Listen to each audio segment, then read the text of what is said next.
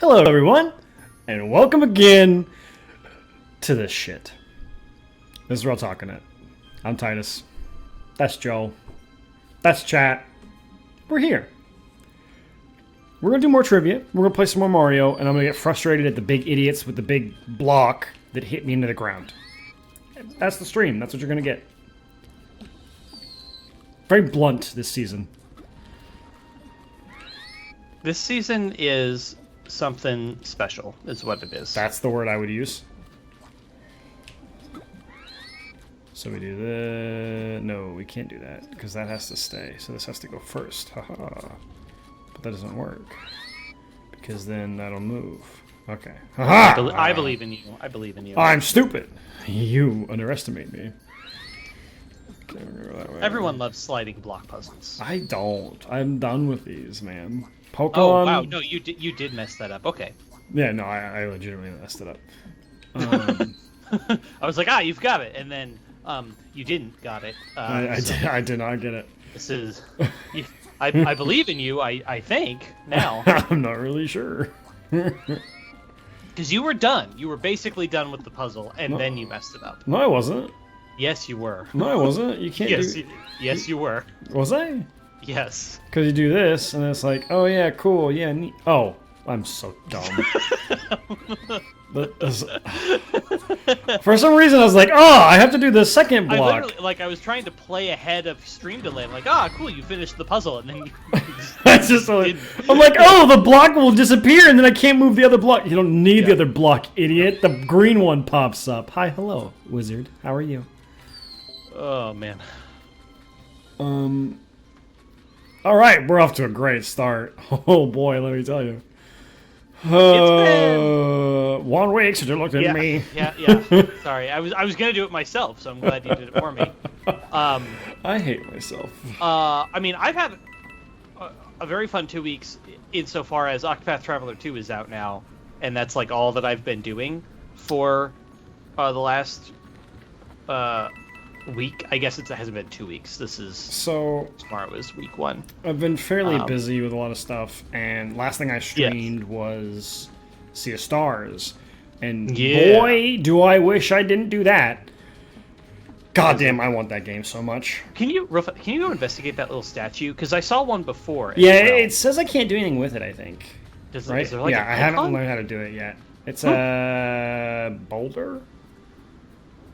Huh. I don't remember those at all. Twist it, maybe? Push it. Yeah. Bop it. Twist it. Sea of Stars, you want the game out. I want that game out so fucking bad. The demo was really, really, really good. Like I said, my only problem with it was I accidentally made it crash. I game overed once, and then trying to get back to where I was, I also caused the game to crash, and with the demo to crash, because it's a demo, so whatever. I'm far more forgiving of that kind of thing in a demo. Super, super fun. Exactly what I thought. And more. It was exactly what I thought, except for the extra things that I did not know about. And those things seem great. What game is this that we're playing, or what game are we talking about?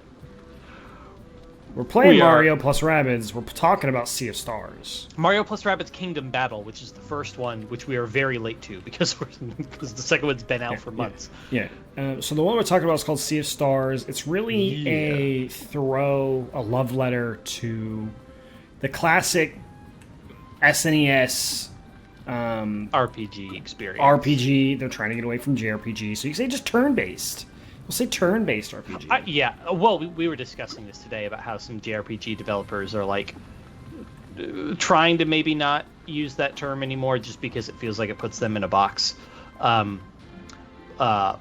ultimately, it's meant to be a love letter to Chrono Trigger, but it also pulls some elements from some other really great games in series. Kind of some Thousand Year Door stuff with how it interacts with the game. And that's actually Paper Mario 1 and 2.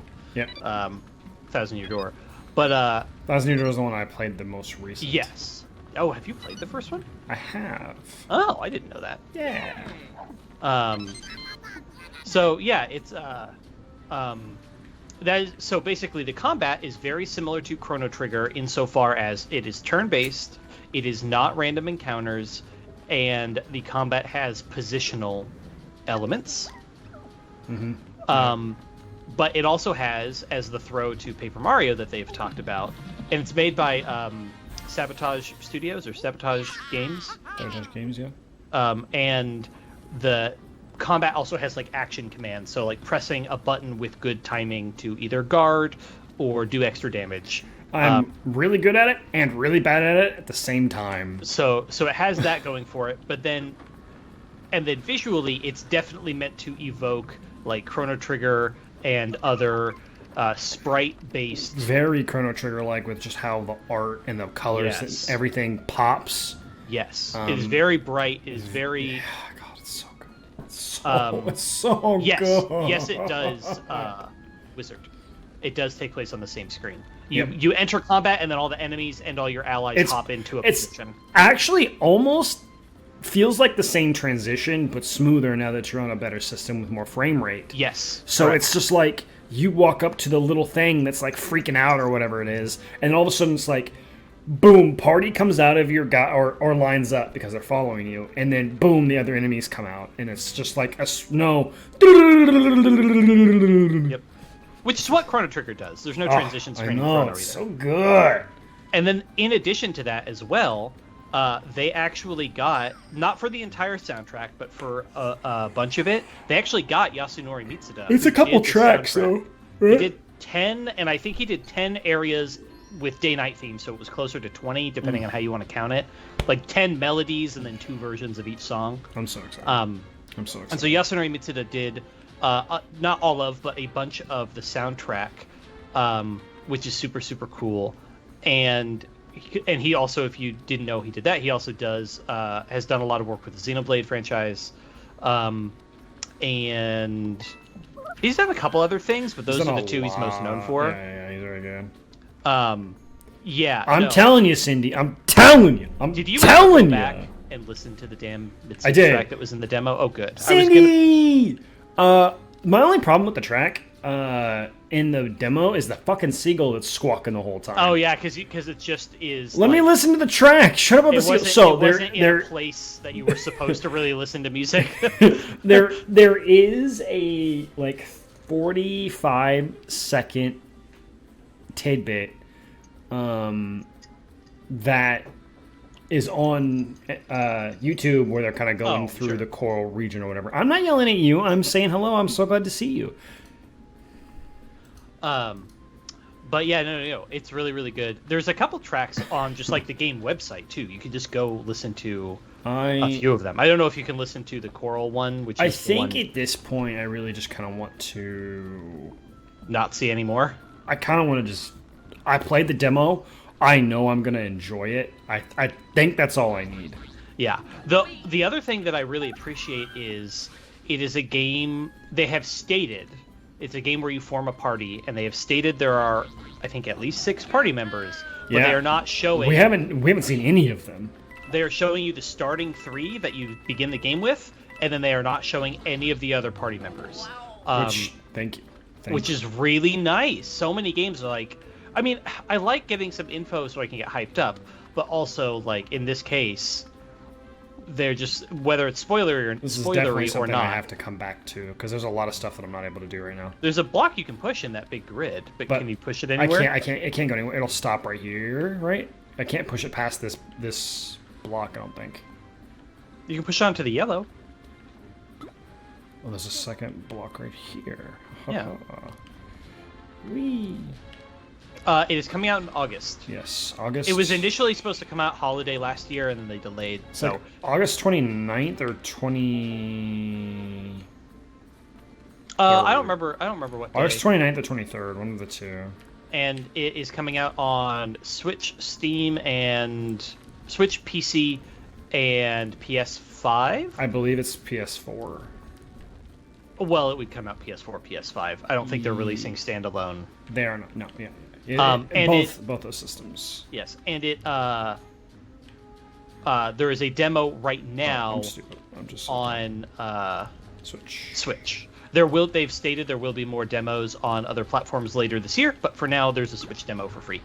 And I actually also really like a lot of demos I feel like do too much and are too long, and this demo is only 40 minutes. It does I not really overstay appreciate its it. welcome. It definitely gives you the taste of the game by going, look, This is what we're doing. You can go to the first boss. This is what we're doing. I don't think that's going to be the first boss. Hot take. You think that's not?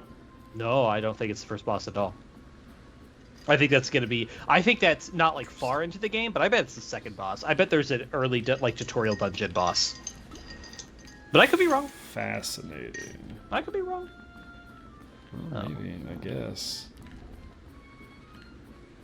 Hard to say. I am the first boss. Wow, that's pretty cool, though. Oh, I know what you're supposed to... I see what you're supposed to do. I'm goobering it up. I know what I'm supposed to do. It's tricky. This one's tricky. It's not that tricky. I'm just stupid, remember? God dang it, I pressed the wrong block. But yes, the demo is great. Highly recommend playing it because it's very cool and fun. Yeah, I do recommend if you are a big fan of like the Chrono Trigger style and such, just go play it. Like the demo is very good, and you'll fall in love with the game. Yeah, it was made like specifically for the people who are just like, man, I just wish. Damn, I feel like it was made for me. I played it. I'm like, this game's for me. Yeah. I know exactly what this vibe is. Yeah. I still, like I said, I'm still just shocked they got Mitsuda. I am too. That blows my mind. I really am too. Advance Wars, it did get a release date though, right? It did, yes. It's coming out in March or April. It's soon. I tried playing April, thank you. Wargroove, which was it was meant to emulate the gameplay of Advance War. And Wargroove, aesthetically, musically, super, super cool, but the gameplay did not click with me. So if you like Advance Wars and you want more of that, and you are tired of waiting for the reboot, I would recommend checking out Wargroove because, again, that was another indie game that was like made to be, hey, you like Advance Wars? Play our game because that's what we are. So definitely check that out. And musically, it was super, super cool. And they have I can check the weathercock. Mm-hmm. That is a nice weathercock you got there. I'm 12. Are these jokes funny? As much as I would love to talk about cocks, I think we just need to maybe not. Maybe we need to step away from that. That's not our brand. Yeah. Well, I mean, it could be my brand, but I don't think it's going to be yours. Probably not. No, I keep thinking you have the double bounce, and you There don't have is, double bounce yet. I hate to do this every time. There is no double bounce. We've looked.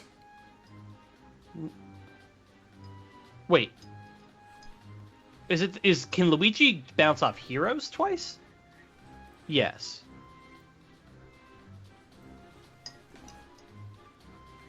Dude, I don't know what to tell you. There's another. You could double bounce. That's all I was gonna get. Is that if you wanted to, you God could. damn, wizard, you motherfucker! If you wanted to, you could. Wizard doesn't know what gaslighting is.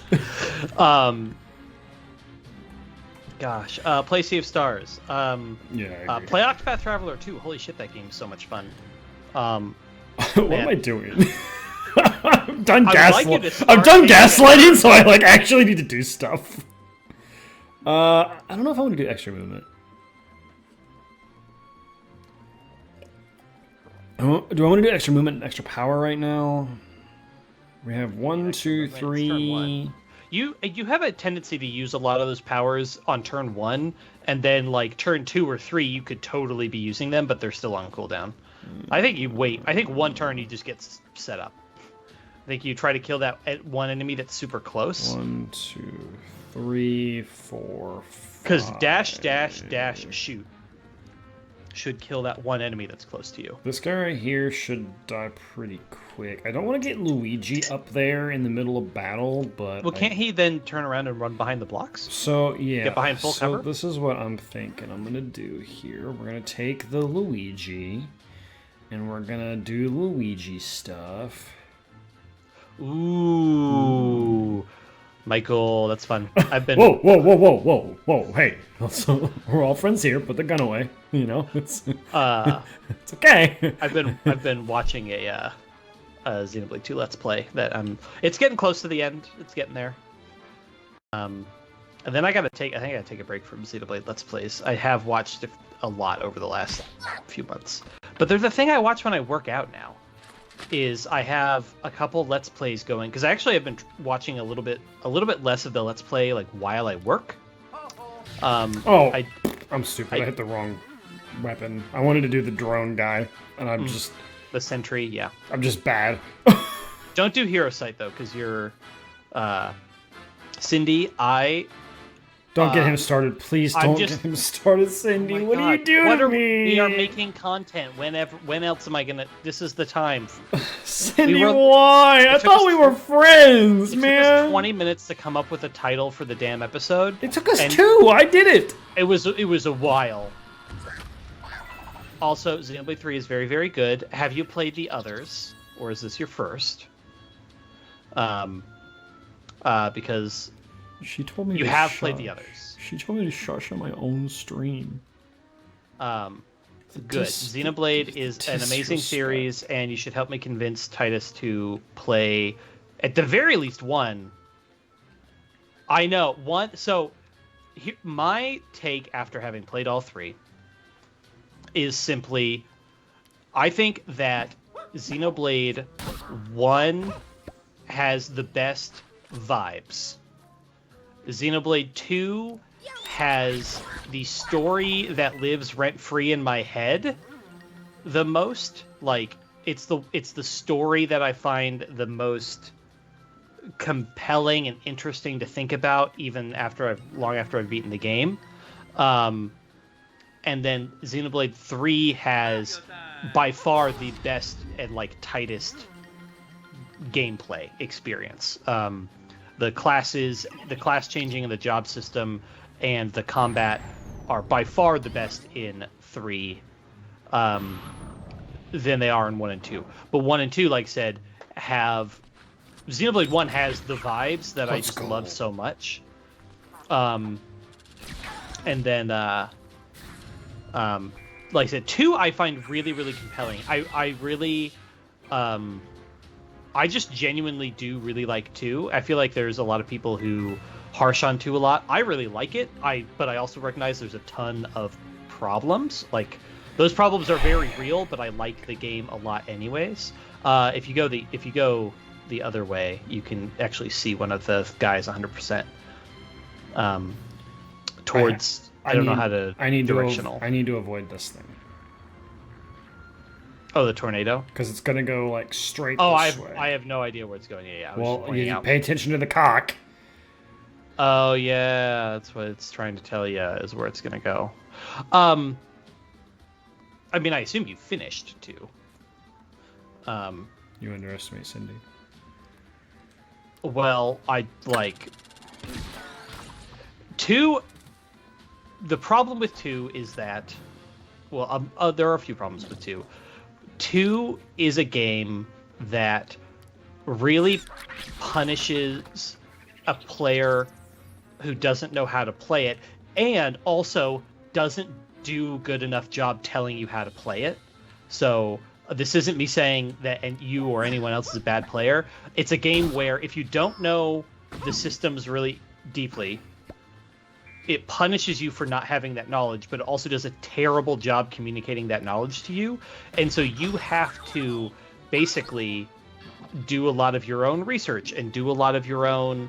You have to read a bunch of wikis, and you have to put in more work, or you have to just try and experiment on a game that you shouldn't have to put that much work in to just be competent at the game.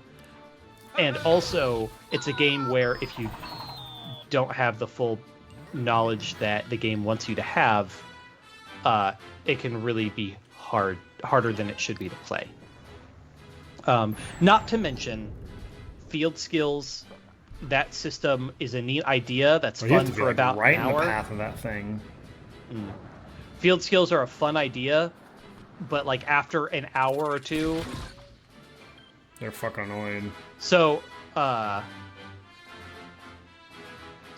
I mean, broadly, I agree with you. The VA. Fun fact about the VA. Cindy, I agree with you. I think the fights are a fucking slog in that goddamn game. So first thing with the VA. Fun fact: they actually basically only got 1 or 2 takes of every voice line. They did not have good, good or any voice direction. I think the problem is with the VA is that they're actually really good at the slower emotional scenes. They're kind of trash during the action-y scenes. So, like, Rex is terrible at screaming, and there's a bunch of memes, especially of some of the opening combat scenes where he sounds like a goofball. But then in the quieter, slower moments, in the emotional things, I think a lot of them actually do a surprisingly good job. Especially considering... And also it's really inconsistent. Sky Bennett, who voices Pyra and Mithra, she knocked it out of the park. Rex's VA has like really good moments and really bad moments. Patroka blows the whole time. She sucks. Malos, David Mencken, he did a great job. So like, it's really hit and miss. Thunder, you might as well leave. It's more Xenoblade talk. Go, run now, quick, go! Tutorials are indeed too long and tedious, and they are, and more to the point.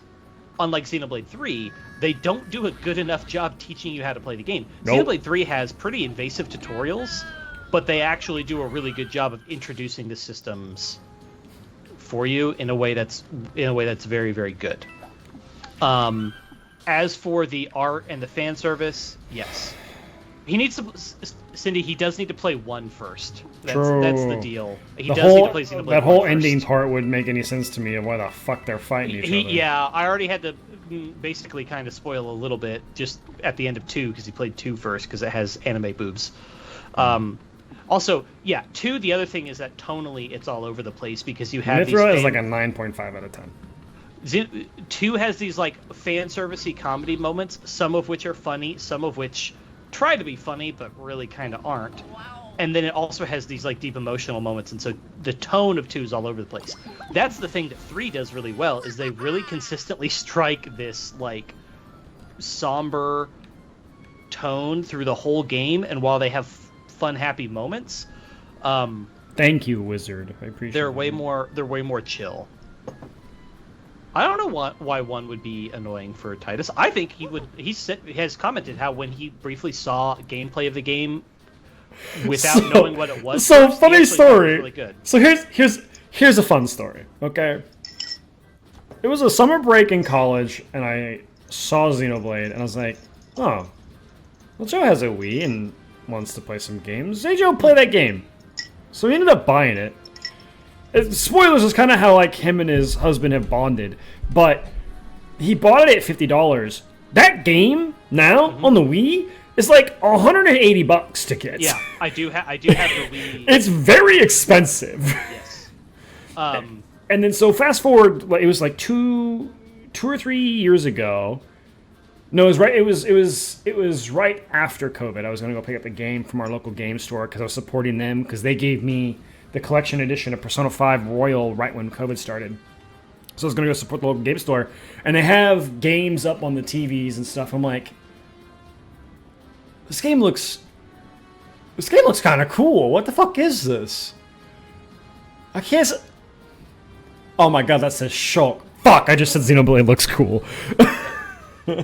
I genuinely think that if we ever do carve out the time for Titus to play it, I think he'll fall in love with it. I genuinely think he will truly enjoy that game. I think it's very cool and very good. I think even your husband has stated that I would probably like 1 more than 2. Just absolutely. Flat out. I would like 1 more than 2. Oh, 100%.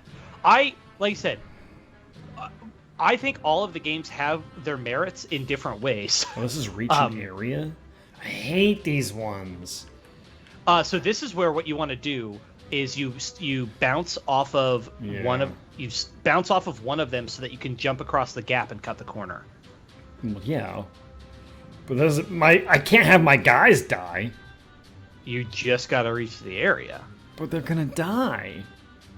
Wait, where does this pipe take me? Way over here? And then where does this pipe take me? Not up there. Takes me all the way up here. Okay, alright, so how do I get to this pipe over here? I go... You gotta cut that corner. I go up this way. Okay. Can you bounce up there off somebody? Maybe. But yeah, anyways, Xenoblade 1, I can! Right. Have Luigi go up there because he can boost his own movement too. Actually, send 2 people up there. We're gonna get extra... You're gonna have to leave somebody behind. We're gonna get extra movement to everybody. We're gonna put this one. We're gonna put her right here. You could also actually, before you commit any movement, you could send a sentry out. Like, before you send Luigi up there, have him drop a sentry so that it'll do stuff, like, in a turn or 2. Rabbid Peach I wouldn't do yet, just because it will actually hit them and the guy might come towards you. But those guys don't come towards me. They're the shield ones. Oh, you're right. I'm thinking Crushers. Yeah, Then do that. Do whatever you want. I'm just gonna do this. Blow these guys up. Just because she's down here. Oh, and it pushed him out of the way. Oh, hell yeah. Oh, because it's bounce. Yeah.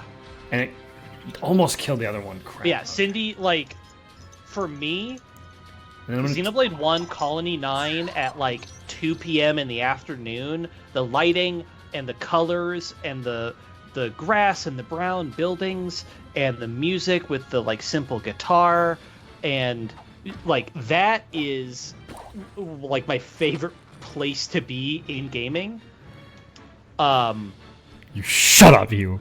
I didn't ask your opinion. Why did you get him in here? Get him out of here! Get him out of here! Yeah, that would be my husband, for those who don't know. Hi, darling. How are you? But, yeah. But then Xenoblade 2, I love the gorgeous environments. I love the music. Yasunori Mitsuda actually didn't do the music for 1. He was involved in 2 and 3. Yeah. All of them are good. I think that 2 has a lot of problems, and nevertheless, I 100%ed it earlier this year, and I still really like it. Oh, wow. You can bounce so far. Holy cow. Yeah. So we're going to do this. Incredible. Boing.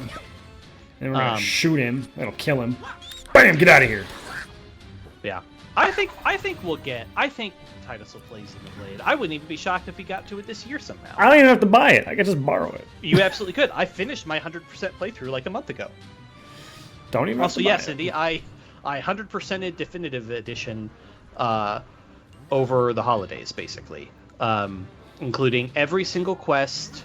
I did not do the affinity chart. That's the only thing. The affinity chart, I can't. It's too much. I've seen that affinity chart. It's too much. I got every character, but I didn't get every bond because it's just a lot of dialogue. Also, yeah, Michael would show up for those streams. Would Cindy show up for those streams? Oh, I guarantee Cindy would absolutely show up for you. You playing Xenoblade 1 basically blind? So we just haven't, with Xenoblade 3, we beat it and we did a lot of the side content. Every stream. But we have not, I play it with Jaden, and so because we play that game together, I have not, we have to both, we just have to both find the time to sit down and play it. And that's a really long game to 100% or to do all the content of, and so... And especially, like, I'm obsessing over Octopath 2 right now, so I'd have to pick a night to not play Octopath 2 so that we could play Xenoblade 3. So I do want to 100% it eventually. It just might legitimately take, like, the next 6 months for us to... Oh, I got stickied Oh, you stupid little son of a... Oh, I don't think you can clear that debuff either. I don't think you could do anything about it. Well, I just have to wait the turn. Yeah. Might as well The shoot only him, other I thing I'll guess. say is that Xenoblade is a really hard game to make content for on the internet. Oh yeah, those shields, you just can't do anything about those shields. But we can just shoot him as he runs. Wait, why didn't Luigi go in the pipe? Because he couldn't make it. Luigi couldn't even make it to the pipe? No, that's as far as he can make. Oh wow, that sucks. Oh, Yeah. well, I mean, you'll be fine. These reach the area ones, you tend to Yeah, we get usually... there far faster than the expert rating or whatever. We usually do Perfect pretty score. well on these ones. Yeah, I also think ultimately, Cindy, I also think Andrew or Titus would probably like 3 the most gameplay wise, just because 3's gameplay is so good. The class system is really, really, really good. You totally could have made it out of that pipe. Huh? No, this is as far as I could only make it to the pipe now. This is in the second movement of Luigi. Oh, okay. Okay.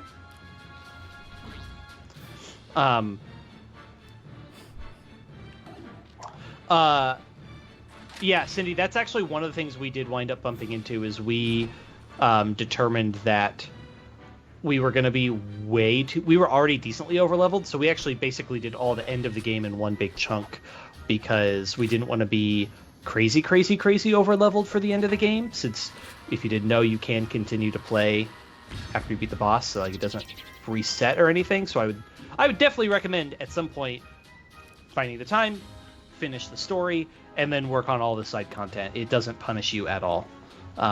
And there are reasons to finish the game.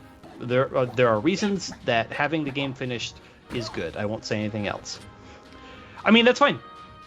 If you like being overleveled, that's good. I find when a boss is too easy, it can be a little weird to just walk through the entire end of the game. There is a new game plus. There is also post-game content, Cindy. Like post-game bosses.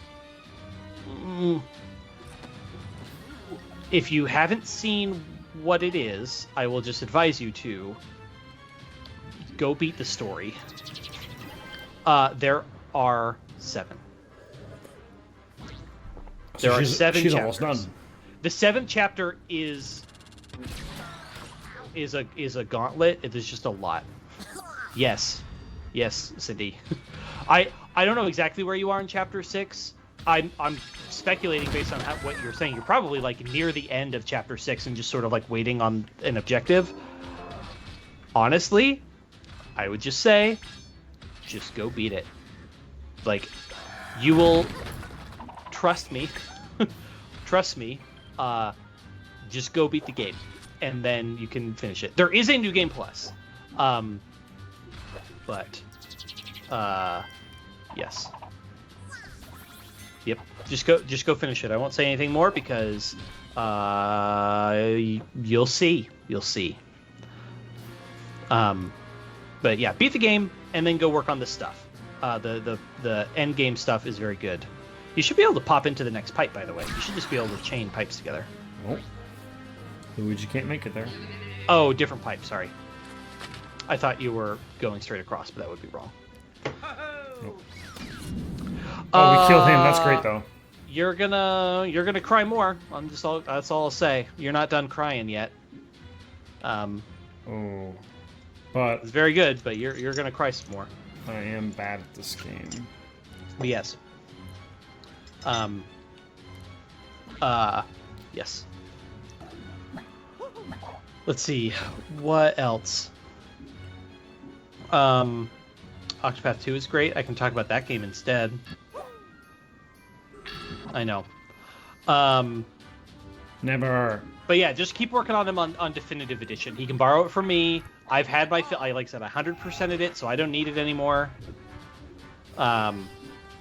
Like he can borrow it and he can have it as long as he needs it. But also, yeah, play it. We'll get there. The only thing is it can't be podcast stream, because at once a week for 3 hours, you will never finish that game. Guess we have endless content, don't we? You have to, if you're gonna do that, you do need to do it like more than once a week. You could do story during the podcast episodes and do side questing on Peach is the gonna die. side. Healer. I You can heal. Just I don't really want to restart. Then don't restart. Just, you can perfect these later. It's okay. Just go finish. Just keep moving forward. It's fine. Damn, that's so unfortunate. I mean, honestly, now that my 100% is done, next time I see Titus in person, because I'm not going to need it for at least a couple of years, probably. So like, years, I like replaying games, and when you think about like how often I replay games, when you think often me saying, "Oh, I play this game once every 2 or 3 years," that doesn't seem very weird. It's a little like, weird. It's not that weird. It's weird for like a longer game, but really being weird. like How that, I said that part was weird. Playing. Jaden's literally played Mass Effect and Dragon Age, and that's exaggeration. That's not hyperbole. That's too much. They're really good games. You play those too. You played Mass Effect 1 and 2. I have played X. Damn it, Cindy. And I played it. We played it year or the year before. There's a lot to like about X. There's a lot wrong. X has problems. what's going on? What's going on? What? Is your internet being weird?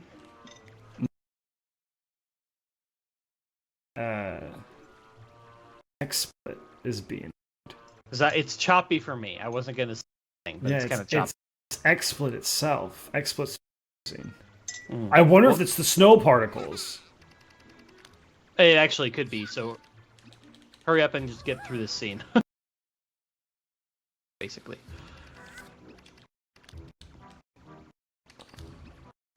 No, yeah. See, I will say, I think Xenoblade X has some of the best sci-fi world building I've seen in a minute. Like, in X is crazy. The different like races. There's so many of them. There's so much content too. Like X has a lot going for it. It just also has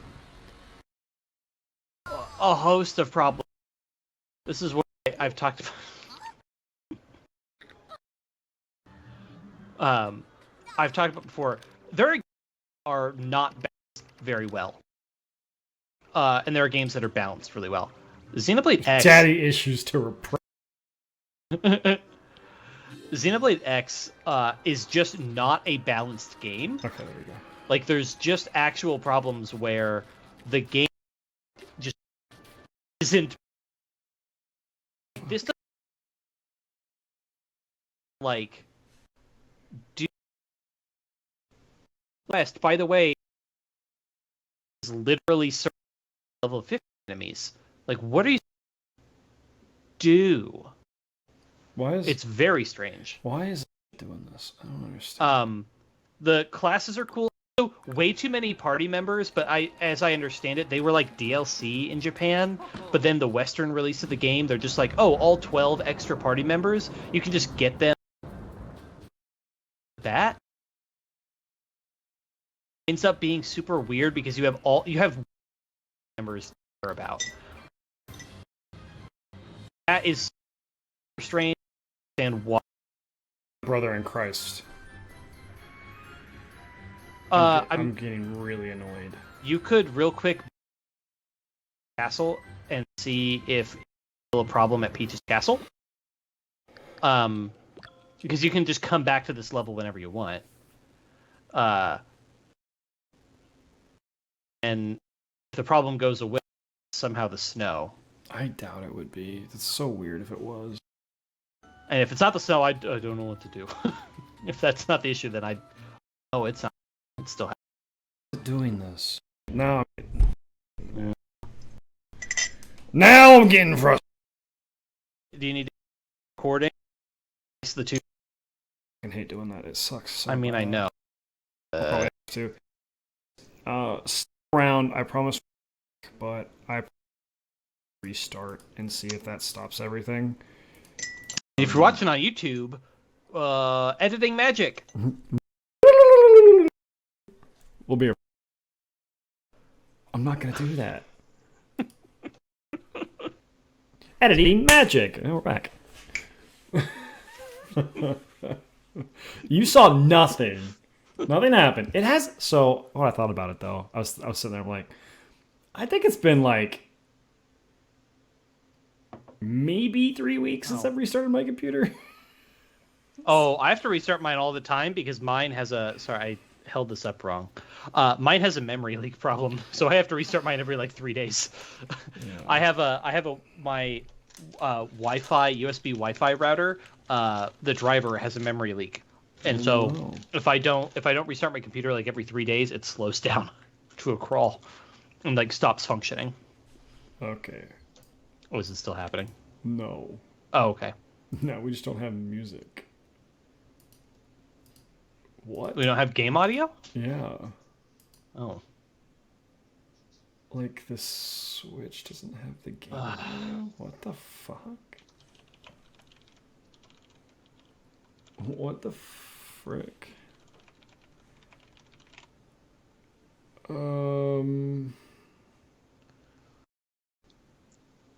Cindy, you better finish Xenoblade 3 before next week. Some say it's bananas. I say it's bananas. There we go. Just had to refresh it. We're Gucci. Okay. Okie doke. The only thing I will say, Cindy, the only bit of warning, and it's she needs to get a rhythm. The only one thing I will say, a few things not have a No! It's happening again. What the fuck? I know that it up. The only thing is that the final section of the game, the final dungeon, is just very long. I'm getting real pissed off. Just longer than you think, and so, just be aware of that. The last section of the game is just quite long. So it's good. I think one of the problems with 2 is that the ending sequence feels very. It's very start stop. Lots of cutscenes, lots of like in that whole final section, which can be kind of annoying. Xenoblade 3 does not have that problem. You just kind of go for a really long time.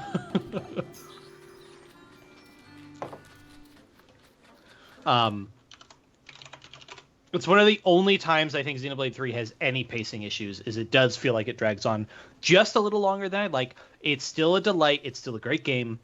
It's just the one section of the game that I felt like was just a touch, not quite what I wanted it to be. That's all. Okay. And now I'm going to eat. I decided to have a little snack, and it's the loudest food known to man, rice cakes. It's so fucking loud. Jesus Christ, Joseph. Oh my god. And you committed to the bit. That was good. But you were not wrong. It was loud as fuck. Committing to the bit is all I can do. That's all I got. I feel that. Okay, so... we're going to do some trivia now. Sure, yeah. While you attempt to beat this game and also not lose your mind to technical issues. I'm going to lose my fucking brain. Do you want to go right back into video game trivia? Oh, or yeah. do you want the 90s trivia? Man, that's a hard toss-up, huh? I like video games. Let's do video games. We'll do the we'll video save games, the yeah. We'll save the other shit for. There's a lot of video game trivia left. We did like 2 hours of trivia and we got through like a third of this. Let's fucking go. So, yeah. I just have to see if I organized it right so that I can know where I left off. One of these stacks should have...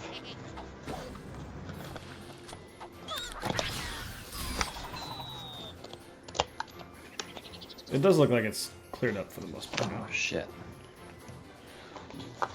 Okay. Maybe if the recording gets too long, it freaks out. Maybe that's a new... Oh, okay. So I definitely didn't do this section, which means...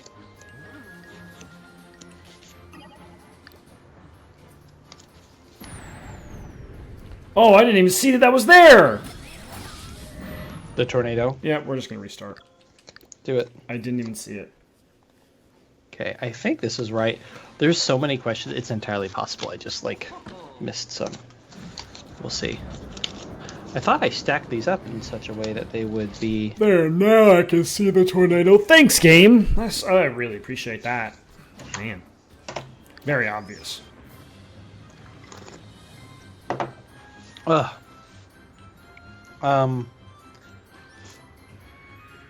Okay. I recognize this question. Oh, that blew up the whole thing. I don't recognize this question. I don't. You do or you don't? Okay. I thought I really easily established exactly where I had left off, but apparently I didn't. I'm so bad. No, we did that. We did those. We did this. I'm so bad. So we actually did almost half, it seems. Yeah, because I don't recognize any of these. Okay. So first off... I didn't pay attention to the weathercock. Because it changes, apparently. Tornado's gonna go this way.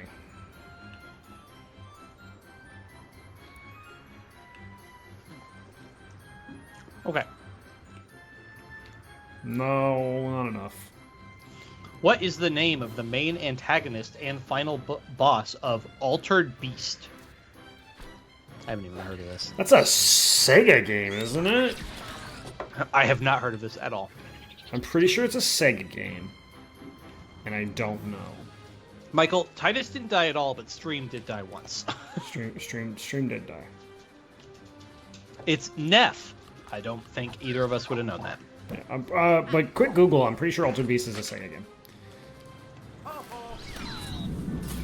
Perfect. Died. Awesome. Great. No, didn't die. PS2. What? PS2?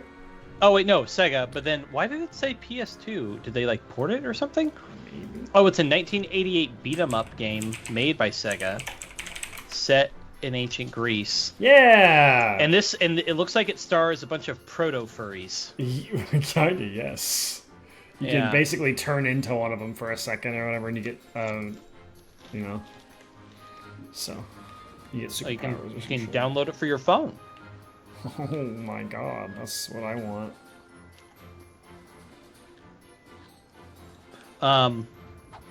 What victory message is given to the player, duo, or squad that wins a round of PlayerUnknown Battleground? Winner, winner, chicken dinner. Correct. What was the name of by what name is the serial killer known in Heavy Rain? I never played Heavy Rain. Which would probably make one of our friends probably kind of angry. Yeah. The Origami Killer. Oh, that makes sense, because the title screen is an origami crane.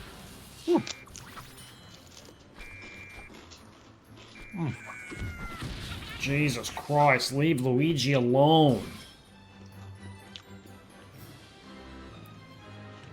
Developed by Telltale Games, which video game is based on the comic book series by Bill Willingham? On the Telltale Games? Comic book series? Isn't that Walking Dead? Because Walking Dead is a comic book series? So is The Wolf Among Us. Is it really? Mm-hmm. Oh, I actually didn't know that. Mm-hmm. All right, where's Also, this? Where's I haven't this played it, but I fucking watched tornado Jaden going? play Let's go Wolf Among Us. destroy. It's super fucked up. Is it really?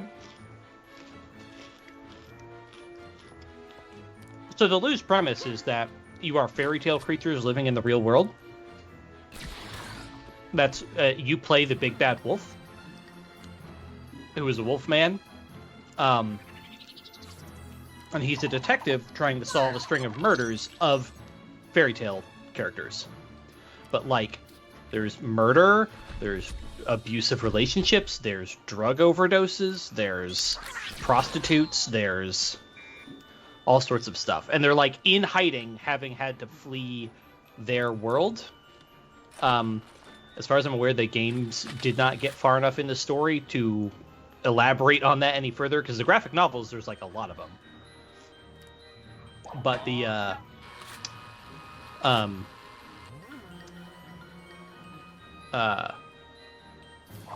graphic novels didn't get that, or I think probably would have gotten far enough to maybe establish that stuff, but the games, there's only been 1 or 2 of them, and they just did not get that far.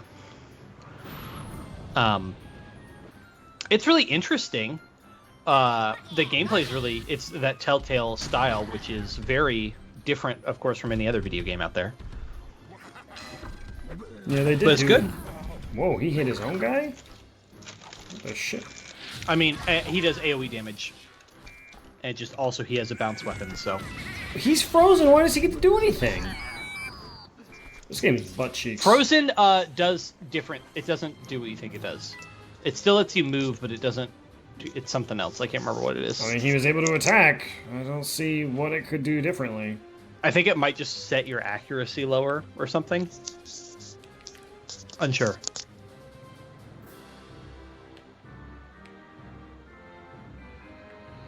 I gotta get him out of the fucking way or he's gonna die.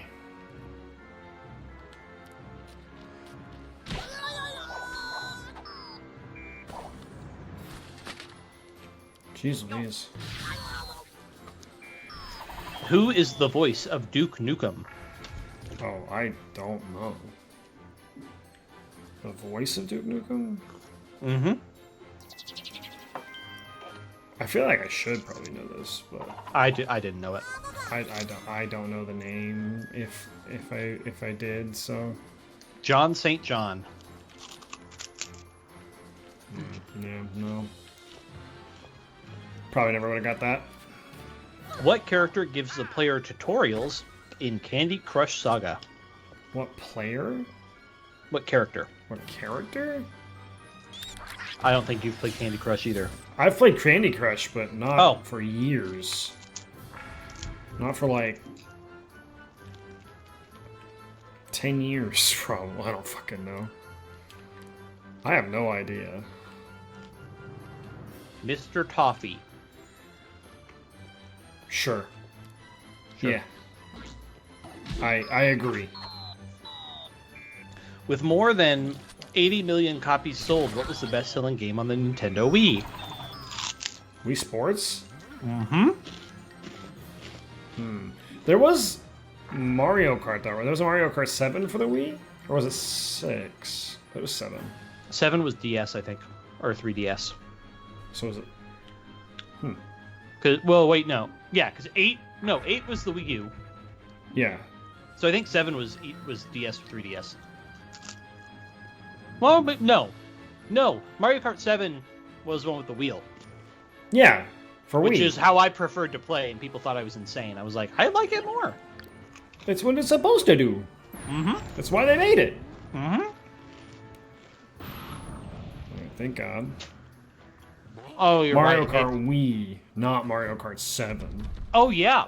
Because I think 7... Because they didn't start getting numbered until 7, I think. Wow, that almost killed me. Yeah, Just okay. that move alone. How many people do I have to beat? 2 more. God damn. In the original Gears of War for the Xbox 360, how many kills in ranked versus multiplayer matches were required to earn this achievement? The seriously ... achievement? Like, how many kills total to earn the achievement, which was an Xbox thing with a little pop? Yeah, and the achievement is called Seriously? It's in multiplayer? Yes, multiplayer kills. Well, then you watch stream on the computer? Well, that's weird. Working fine for me. Streams. Yep, stream's good here. If you're using Google Chrome, stop. Use Microsoft Edge. It's the best. Yeah. I hate it. I hate to say it, but also it really is the best. What the fuck is this fucking thing? How many kills? I don't know, 100,000? I have no idea. 10,000. 10,000. I was a zero off. Still a lot. That's a lot. Who is the creator of the Civilization series? Sid Meier. There you go. What was the first game in the Call of Duty series to be developed by Treyarch? World at War. Big Red One. Oh my god, really? Call of Duty 2, Big Red One. It's Call of Duty 2. I didn't know that at all. That's actually very interesting. Stardust, that's great. Well, I mean, Chrome's fine. It's not like I'm like anti-Google or something. It's just that Chrome gave me so many problems, and Did you I just switched call to Edge. Cindy Stardust? That freaks me out. I don't like that. I just do what I can. I'm just doing what I can. I'm just here, man. Which actor portrays Tex Murphy in the eponymous game series? Do I need to define eponymous for you? I don't even know. There's no shame if I need to define what eponymous means. I have no idea what that means, and I don't know what to do. I have no idea what the game is. So, eponymous, I don't know why there's a word for this. Hip Hop Anonymous? But eponymous is a word that means it is used when you're describing a work which is named after the creator. So, for example, in this, what's a good example? So, someone's eponymous album, which is usually where the term is used, would be an album that's just named the name of the singer.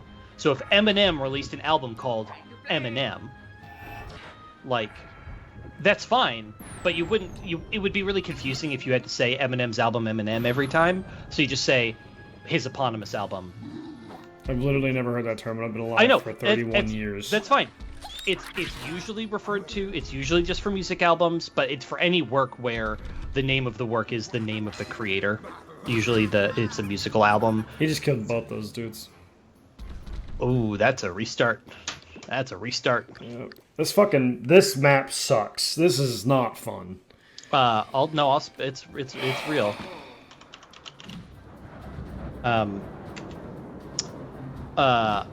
So, but it could also be named after a band. So, now that you type it out, I've seen it before. It's less weird if you say a band like, let's say, famous, yay, eponymous albums. Hip hop would be like the Beatles. They released an album called The Beatles. Gorillaz released an album called Gorillaz. So you would just say Gorillaz eponymous album. It's just used for that specific case. My favorite case of this, fun fact, is the band REM. It's the end of the world as we know it, right? It's the end of the world, yeah, we know it. Yeah, it's a great song. REM released an album called Eponymous, which I think is really fucking funny. That's pretty funny. It's not their eponymous album, it's their album called Eponymous. Bunch of dicks. Really good. It's really funny. By the way, the game's called Tex Murphy. I don't think you were going to get it. I have no idea what that is. Or sorry, no. Tex Murphy plays the game series, the game is called Tex Murphy, the character is called Tex Murphy, the actor is Chris Jones. Sure. But yes, anyways, that is what eponymous means. Yeah, any band that released, very often it is a band's first album because they don't have like a name. They're just like, we're, whoever, and this is our first album. We're Sex Bomb. Right, so they just name it the name. It's just like, this is our album. Often it's done because there may not be an expectation for future albums. So it is usually the first or an early album, but not always. So you will also see self-titled, which would be the other way to say that. The Doors have an album called The Doors. Gorillaz, Foo Fighters have an album called Foo Fighters.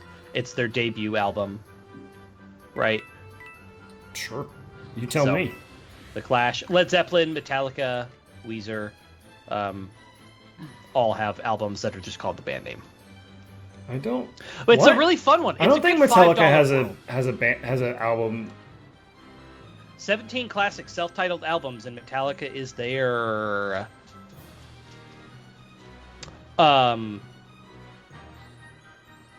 It might be. It's also called the Black Album. Oh. But officially, it's called the Black Album. That's a nickname. Technically, it is just called Metallica. Oh shit! But no joke. People call it the Black Album because the album cover is black, almost entirely black with their name kind of there. But yeah, it's actually that's a nickname. It's just called Metallica. I actually did not know that. I just learned something. Mm-hmm. Like I said, it's always been called the Black Album. It's a great $5 word to break out because it's a fun one that just nobody really knows what it means. It's great. In the Lego games developed by Traveler's Tales, what are the round currency bricks called? What is the currency called in Lego games? The little drop guy things? The little thing, yeah. When you kill an enemy, they explode into money. Oh god. What's that money called?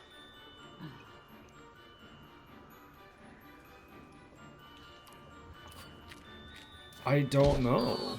They're called Lego studs.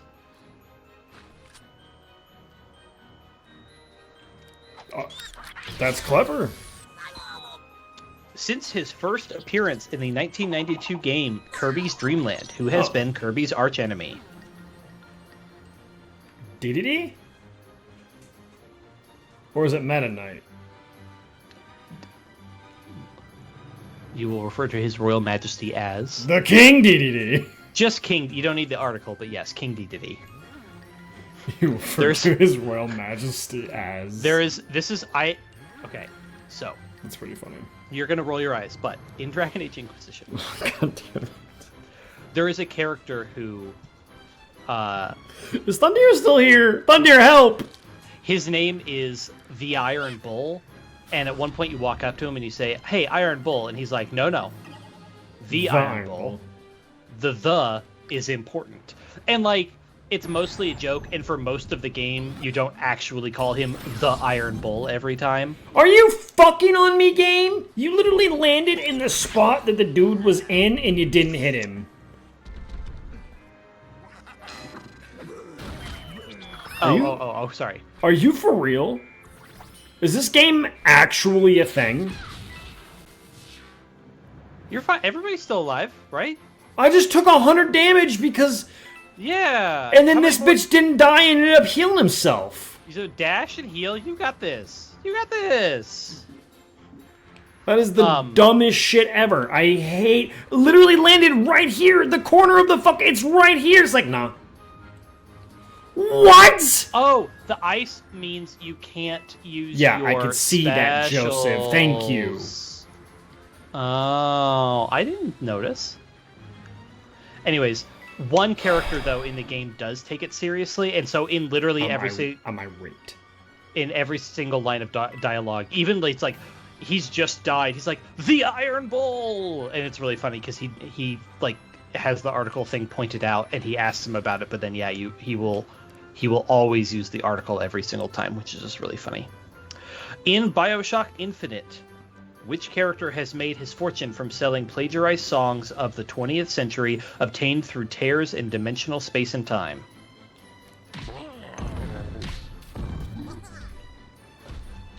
I have no idea. Albert Fink. Sure. Which, this is actually really funny. The 8-Bit Music Theory, a channel that I know you've watched a little bit, he did a whole video about one of the covers. So yeah, in the canon, I guess I haven't actually played BioShock at all. The idea though is that he is the in our timeline, and so the BioShock universe is filled of covers of music from our universe, except because in the BioShock universe, culture and technology got kind of weird and stagnated in that like 1950s, 1940s, whatever time. And so there's a really brilliant barbershop quartet cover of a Beach Boys song that you hear in game. And 8-Bit Music Theory did an entire video just about this cover because it's insane how good it is and like how like interesting and like how much thought and care was to works, which is super cool. That's the only reason I know like literally anything about BioShock. Bandage Girl is the girlfriend of what video game character?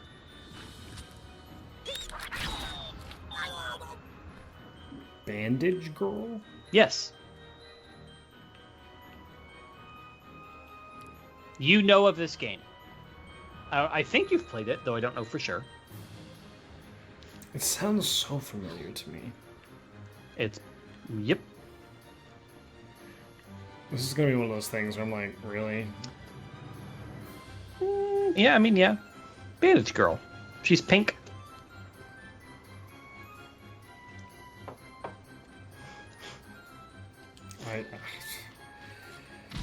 Super...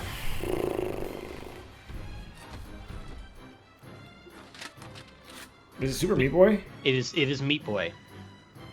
Meat Boy and Bandage Girl. I never did understand why it's Bandage Girl and not like Meat Girl or something, but it's Bandage Girl. Which famous wrestler had a cameo appearance in Saints Row the 4th? Or Saints Row 4? A cameo appearance? Yeah, Roddy Piper. You don't know. I don't know who that is. You don't know who that is. In Middle-earth Shadows of Mordor, what is the name of the gameplay system that creates dynamic stories involving the enemy Uruks tailored to each individual system, each individual player? Okay, so this is actually kind of a neat thing. I don't know the name, but I know of what it does. It's a whole system that they created specifically for the game. It's not like the Maverick system or some shit like that. It's the blank system. I'll give you that much. But it's something they made specifically for the game, and then, like, they've never used it since. It's like, why did you make this thing if you're literally never going to use it ever again? And so, it's something system, and I am very unsure of what exactly it is. It is the Nemesis system. Nemesis system, okay. So, it's a cool system, though. I played that game for a hot minute, but it didn't keep my interest because it's not. I mean, I don't really care about Lord of the Rings stuff. It's just not my. It's not my vibe. I'm pretty indifferent about Lord of the Rings. We did watch all of them on our like date nights and things because I had only ever seen the movies once. I've now seen them all twice, except for I guess the Hobbit movies I've seen once now. I watched them all in high school. I had a friend who read all the books, and he was like, "You have to watch the movies; they're so good." And I was like, "Fine, bring them over." And because it was like 2007, you know, he brought all of his DVDs over for Lord of the Rings, and he came over on Saturday and Sunday. And in our little like game room where I had a big 32-inch LCD 200-pound TV. Oh, fuck me. I put fucking Luigi in the way of the fucking tornado. We watched... Because there's 18 other things I have to fucking keep track of! We watched all of the Lord of the Rings movies in 2 days, and then I never watched them again until, like, last year. Yeah, you don't need to. It's fine. They're fine. It was good. I enjoyed it, but, like, I also, like, yeah.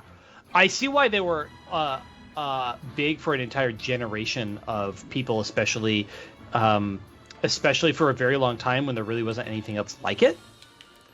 Something like that, yeah. Totally understand that.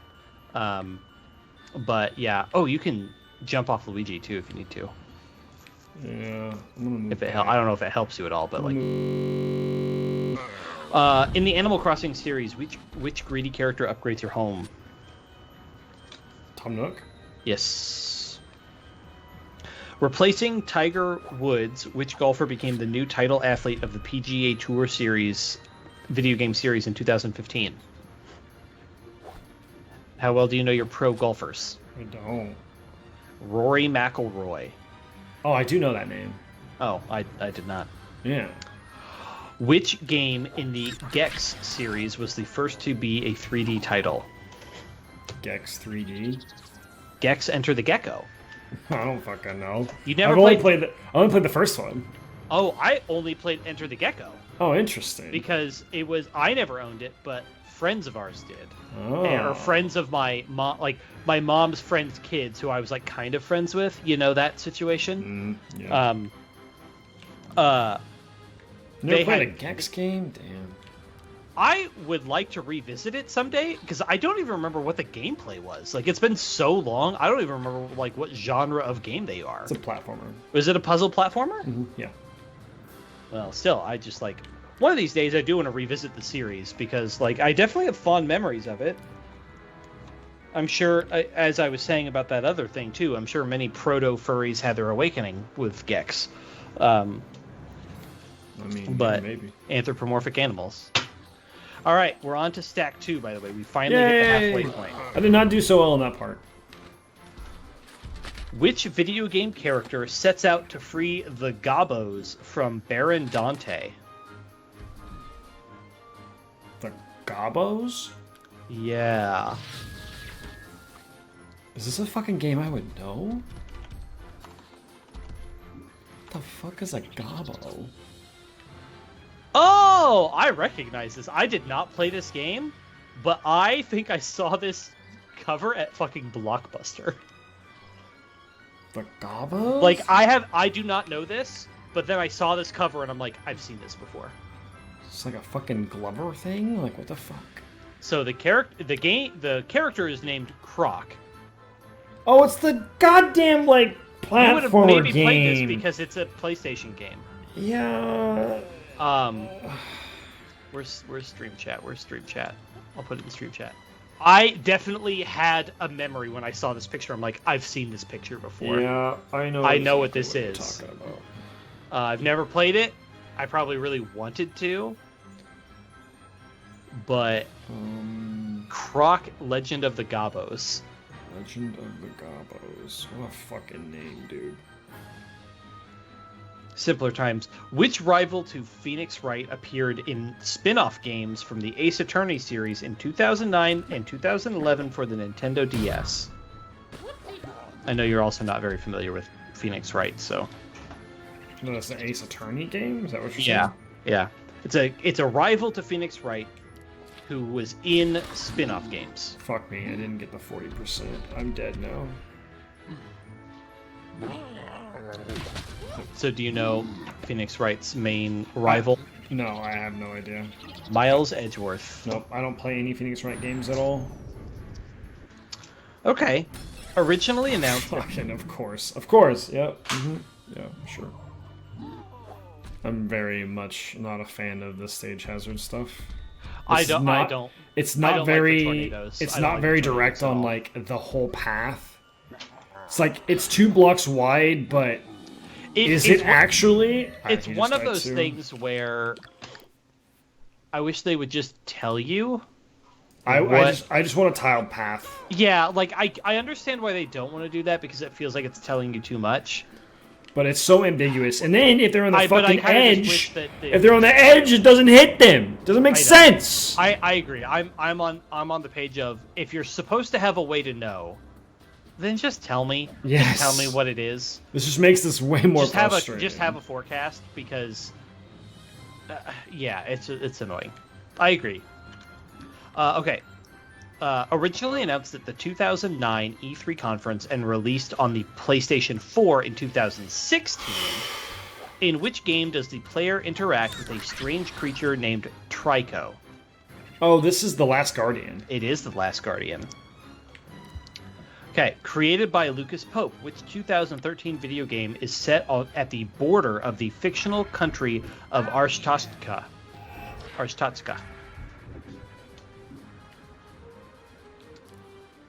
Stripping away the details, what game takes place on a border of a fictional Soviet country?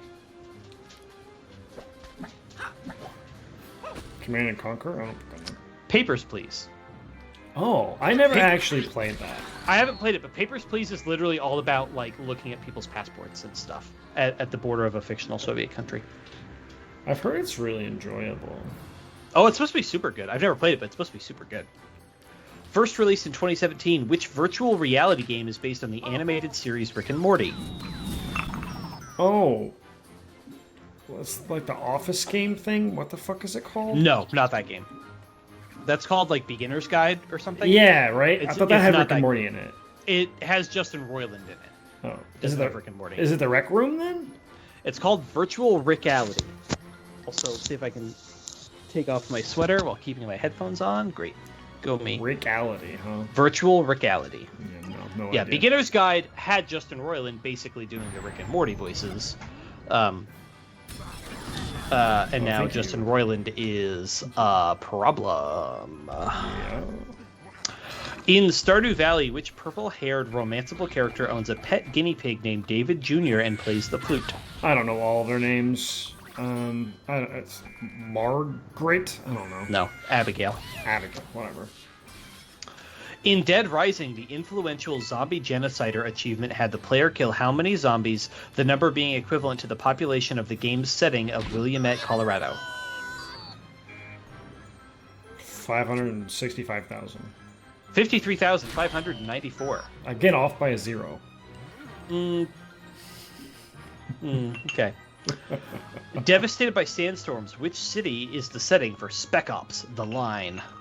Spec Ops, The Line. Oh, fuck. Did I really just put him in the way? Nope, we're just going to restart early. Because I just put him in a fucking... I don't play a Spec Ops game, so I have no idea. Dubai. I would just say don't try to go for perfect on this one. I can't even beat it. Oh, interesting. You may need to do something real fast. What's up? Let me double check. Oh, sorry. Never mind. I got a scam comment reply. I thought it was on your stream tweet. It's on a YouTube comment. Oh, it's not me. So let me go report that real fast. In the 1996 video game Nights into Dreams, who is the evil ruler of Nightmare? Never even played that. Never even heard of it. You don't know who Wise Man the Wicked is? God, boy, yeah, I just forgot. That's my fault.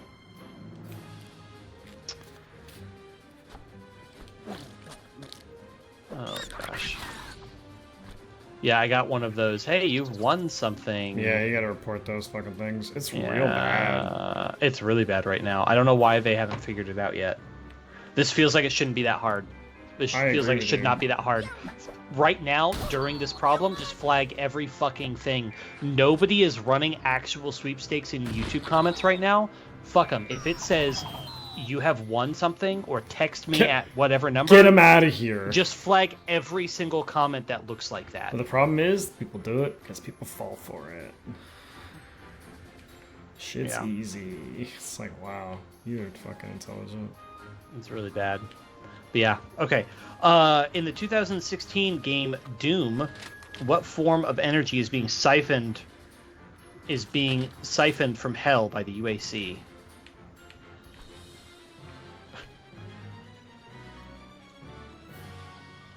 Demonic energy? Is it like rat energy?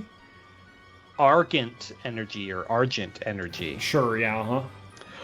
The Consuming Shadow is a 2015 PC game created by which popular video game critic?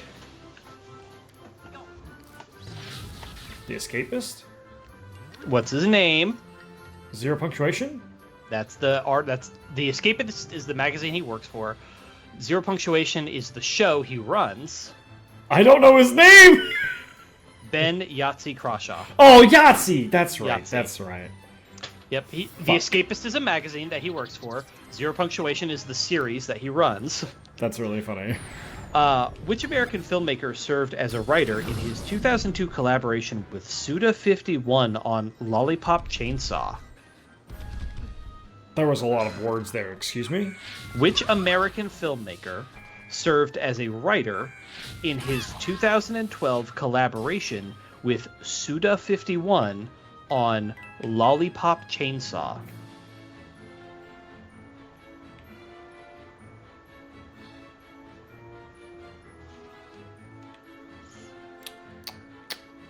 So, It's James Gunn. sure. Sure. In Demon's Souls, who okay. is the aging ruler of Boletaria? I don't know any lore about that game at all. King Alent the 12th. Mm-hmm. Yeah. In Team Fortress 2, what do the acronyms of the red and blue teams stand for? The acronyms? Red and blue are acronyms. Are they really? Yes. Did you know this? No. Red is Reliable Excavation and Demolition, and blue is the Builders League United. We're going to have to ask a buddy of ours this question tomorrow. I'll set the card aside. I have literally never heard that before. Which 1998 game was the first in the Thief series? Oh, fuck. It's not just like Thieves, it's like a certain name of the game, because it was like a prequel. It is called Thief: The Dark Project. Yes, I just heard about this game the other day. It was on the podcast I was listening to about the games like the best games reading list. And they talk about it. In the 2007 game Crackdown, how many agility orbs are there to collect? 12. 500. Sure. Chun-Li, the Street Fighter series regular, okay. is primarily associated with which basic fighting move? The kick? Like... Yep. The kick? Just kicks. Alright. Okay. Yep. That's... Uh-huh. In Rocket League, scoring a goal whilst upside down is classed as what kind of goal? Oh, I have no idea, because I'm never good enough at that game. A turtle goal. Turtle. Oh, because you're on your back. That's funny. Oh, in online gaming, what does the acronym MOBA stand for? I could get this one. It's like multiplayer online... Yes. Battle arena? Yes. Yeah. Good job. Voiced by Robert Clotworthy, who is the protagonist of StarCraft II: Wings of Liberty? Some schmuck. General James Jim Raynor. Yeah. Alright. Actor Bruce Willis provided his likeness and voice for which 1998 game? 1998 game. Huh. 1998. It's like PlayStation era, right? It is a PS1 game. Huh. Definitely looks like a PS1 game. I don't know. It's called Apocalypse. Oh, interesting. But the cover of the game literally says starring Bruce Willis. Doesn't really. Yeah. I'll put this in the stream chat too.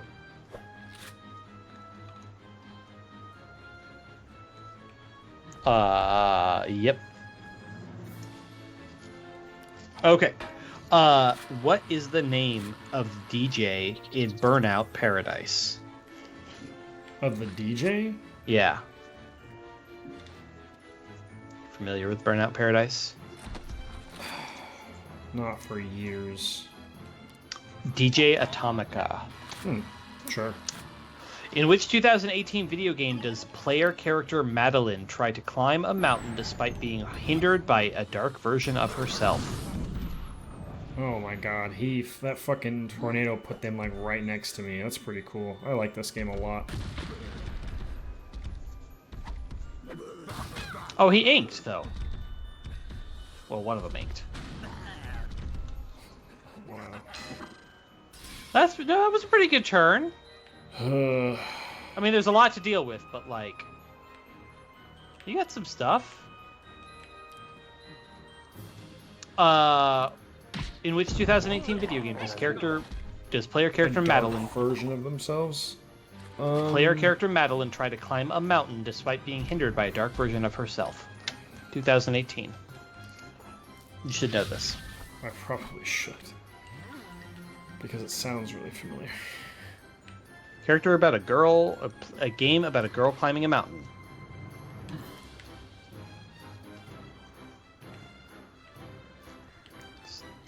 So really only one game about a girl climbing a mountain.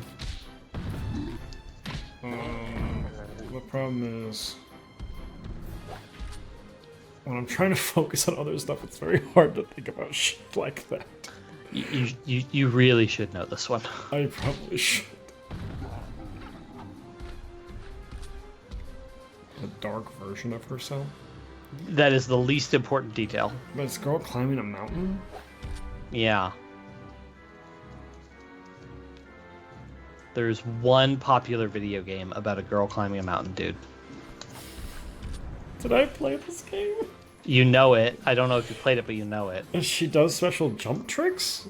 It's not Mirror's Edge 2. That would be weird. No, it's not Mirror's Edge. Is it Good game. Mirror's Edge? Mirror's Edge.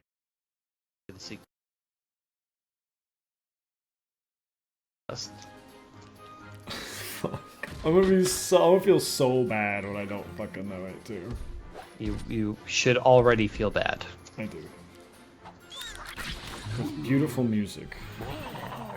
2018. Yeah.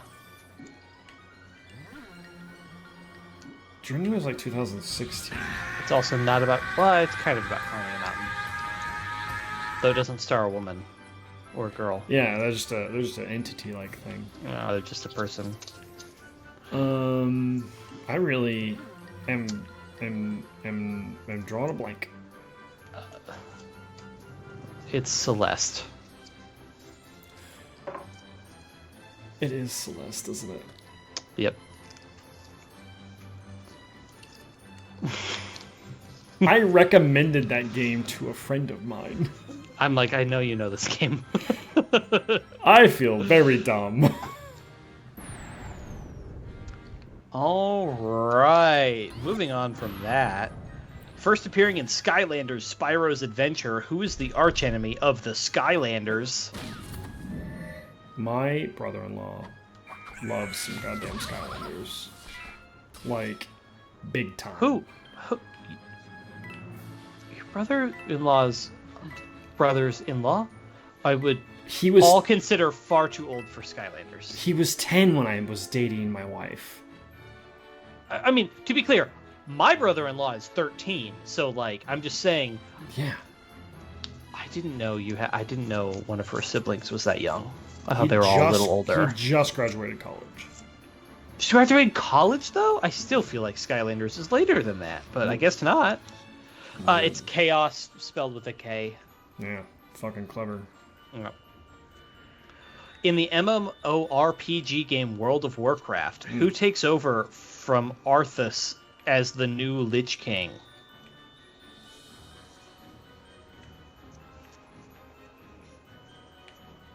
Bacchus. Bolvar 4 Dragon. Yeah, I knew that. Damn. It's Bolvar 4 Dragon. God. Right? Come on. What is the name of Cuphead's brother? Mudman. Correct. I knew so many more last time. This sucks. You did. In Lemmings, what color hair do the lemmings have? Hold on. I'm maybe getting them confused with Zumbinis. I think it's green hair. It is green. Yeah. Boto Santosi is the leader of the Reapers faction in which 2010 video game? The Reapers? You might have played this, but it's also, if there's one thing I know about this series, it's that the story doesn't fucking matter. The story doesn't matter. Yeah. In this video game in particular? Well, in this series. This is comfortably the game series I know where the story matters the least. Well, that just sounds like a Call of Duty game.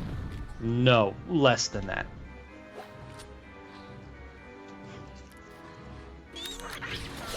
Less than Call of Duty? That would be Just Cause 2. This! There we go. It's Just Cause. Oh, those games are Just fun. Cause 2. Yeah, I know. But the story doesn't matter. Story does not matter at all. That's not why they're making those games. Damn, and you don't get a heal after that. That's wild. There might be a mushroom up ahead or something. There is. Yep. Which peripheral for the Nintendo Entertainment System allowed for up to 4-player gameplay on the console? I did not know. On a what system? On the NES.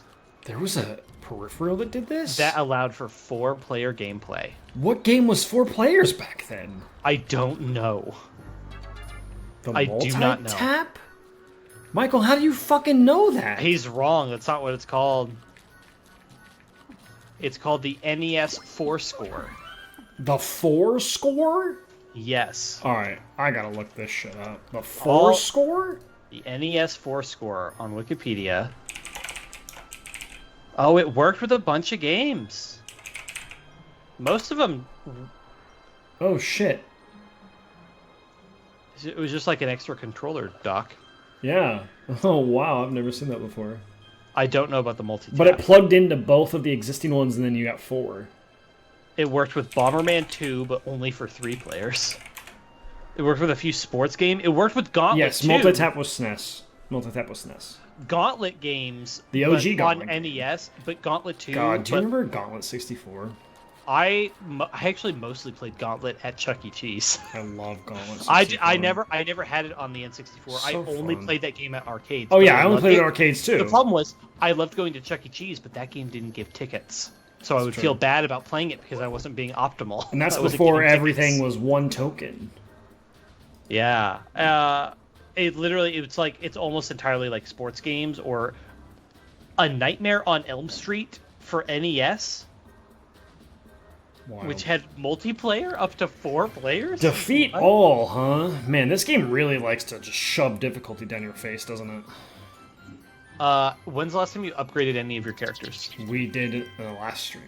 Yeah, maybe you should do it again. After this level. Yeah, weird.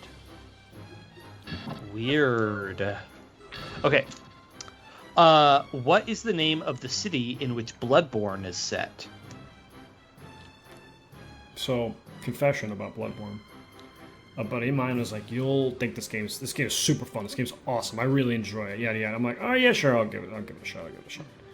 I went with him to go buy it. I bought it. I played it. I hated it. I hate that fucking game. I think somebody bought Bloodborne for me too, and I think I've never touched it. It's a PS4 game, No, I know. and it's. I know we own a copy. Everyone loves it, and I'm like, that's cool. I'm so happy for you. Why do you like this fucking game? The city is called Yarnam. Mm-hmm. Yeah. Yarnam. You goddamn rightin'. What was the first 3D game in the Bomberman video game series? I don't know what they mean by 3D. Because, 3D. like, there's like a 2D grid type thing, and like. No, there's a 3D Bomberman game. I've seen gameplay. So was it like Mega Man 64? So it's just Bomberman 64? It is Bomberman 64. Okay. Because like Mega Man 64 was the first one for 3D there too. Yeah, Bomberman 64 is a puzzle platformer as well. Okay. Have you ever played Mega Man 64? It's very fun.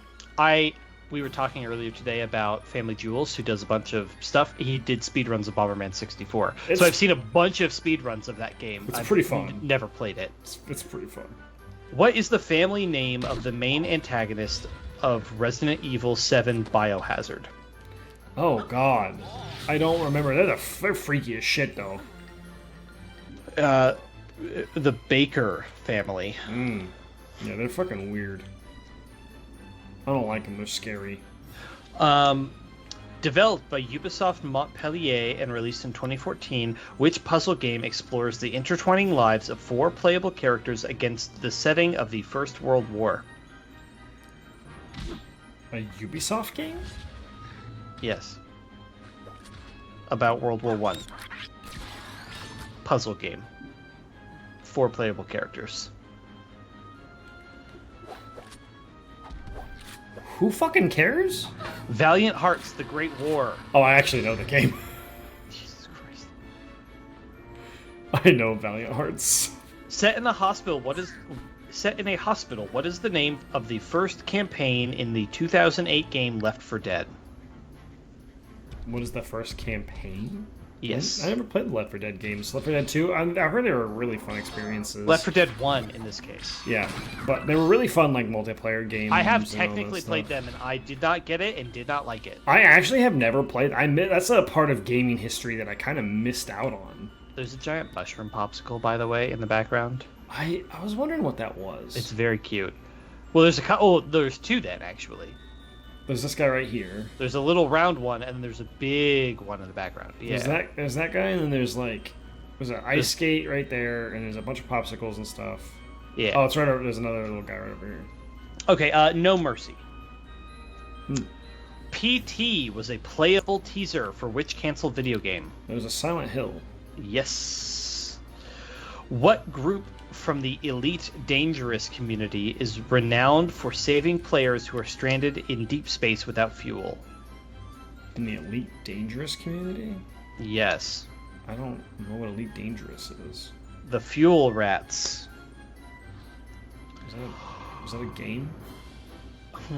The side-scrolling beat-em-up game Castle Crashers supports how many cooperative players?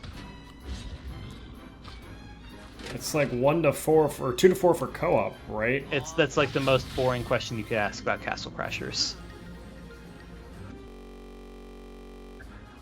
In Red Dead Redemption, who is the leader of the gang that former member John Marsden must bring to justice?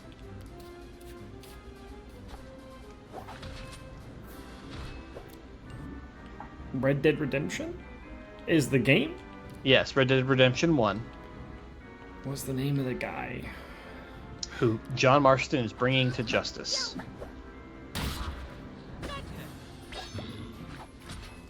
I don't remember. Dutch Vanderland. That game was like in 2008. It's been a minute. Handsome Jack first appears in which video game? Handsome Jack is Borderlands 2, right? Yes, correct. In which video game series might you play as Harry Tipper, Sergeant Cortez, or a giant gingerbread man? Is that the Army Men games? No. Damn. It is Time Splitters. Oh god, those games are so good! Time Splitters 2 on the PS2 is amazing! I'm guessing there was like a cheat code to play as a gingerbread man? Yeah, there's a lot of cheat codes for those games. In the Viva Pinata series, what is the name of the horse pinata species?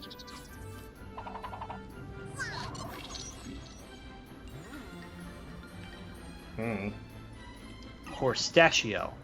That's pretty funny. Released in 2017, which game?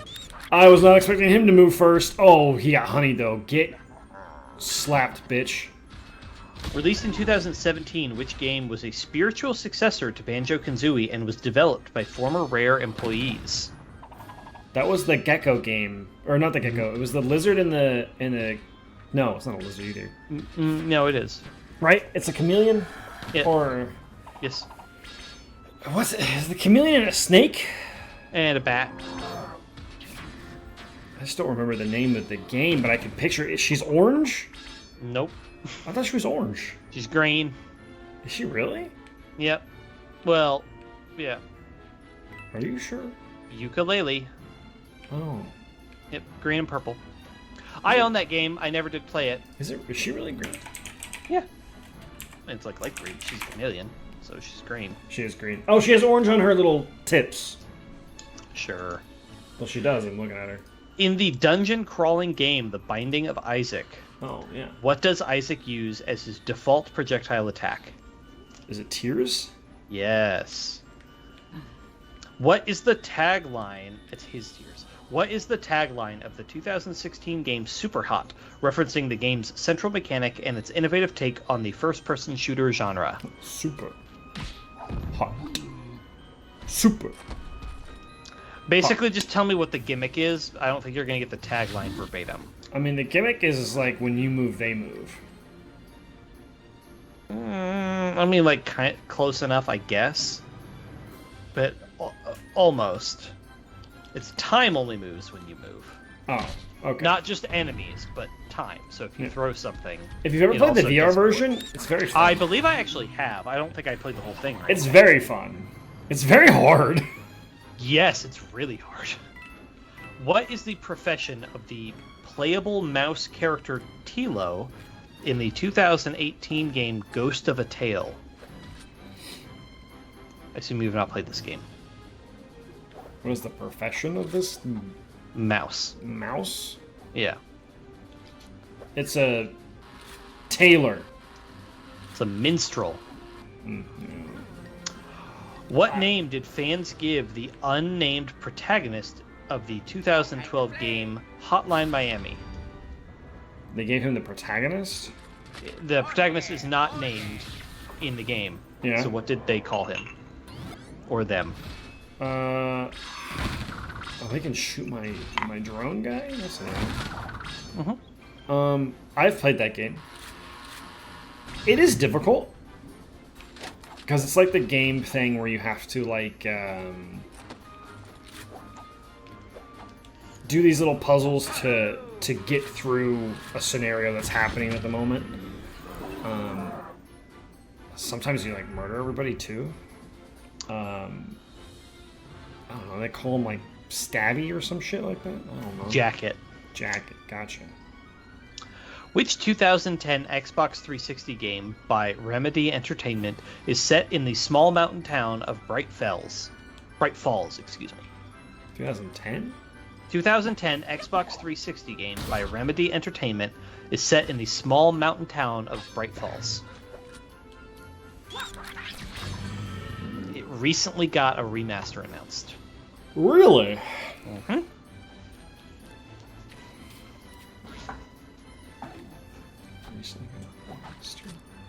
See, the problem is I didn't own an Xbox 360, so if it was only Xbox 360, it's very unlikely. I did, but I was super late to the party, and I only ever got like 3 games for it. Yeah, I had Gears of War, I had the 2-pack Lego Kung Fu Panda, Lego Indiana Jones, which I did not play, and then I had, I had Gears of War 3, I had Lego Kung Fu Panda plus Lego Indiana Jones. Okay. Hey, we perfected both of those fucking levels. Fable 3. I don't know. Alan Wake. Oh, that did just get an announcement, and I was like, "Is this cool?" I don't know. Yeah. I wasn't for sure. What are the full names of the 3 playable characters from Grand Theft Auto 5?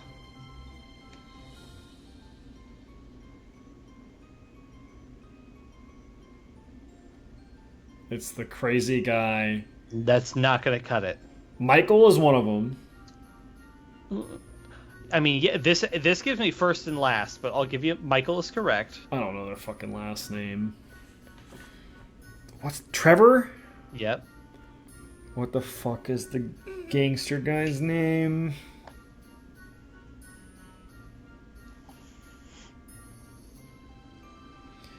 Michael, Trevor, and... I want to say Larry, and that's so wrong. Michael DeSanta. Yeah. Trevor Phillips. Yeah. Franklin Clinton. Franklin! Damn. In the indie puzzle game Thomas Was Alone, which large blue AI decides that she is superhero when she discovers that she can swim? Well, I just want to... I need to play that game at some point. I do own it. I just want to show you that you have team jump and then you can land, right? Yeah. Right? Yeah. If you want to let me know where there's a second one, you let me know. So check all the other characters. He has a boom dash, a boom dash, a boom dash. Wait, go back to Mario. Go back to Mario. He has range. He has cleansing Stop jump. Range. Okay. There are 3 more characters. Jump. Maybe somebody else can double bounce. Because it is entirely possible that it's other people. It is not him, my brother. Yeah. Okay. I probably need extra health, maybe. I mean, just 30 health's a lot. just hate that I have to fucking heal her or use her. I do want to get the cooldown where it's... Well, I mean, once you get regular Peach next, she's also a healer, I believe. Okay. So you could swap out Rabbid Peach and try regular Peach. Claire is the character. I don't think you're ever going to get that. No idea. By what name was the Sega Genesis known outside of North America? Oh god, it had a different name? Yes, it did. I've heard this name before. Sega Genesis had a different name. Is it just like Sega something, or it had Nope. just a nickname? Michael got it. The Mega Drive? The Mega Drive. There was also, I thought that was for like Sega CD-ROM. Oh, I don't know. But it was called the Mega Drive. Interesting, didn't know that. Which two popular point-and-click adventure game characters comprise the Freelance Police? One more time? What? Which two popular point-and-click adventure game characters comprise the Freelance Police?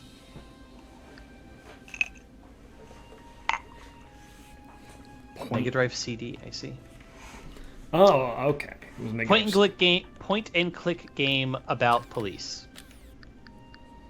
I really have no idea. I didn't play many point-and-click games, so that's kind of lost on me. I'm not 100% sure there. Sam and Max. Oh, I have heard of those. They are policemen.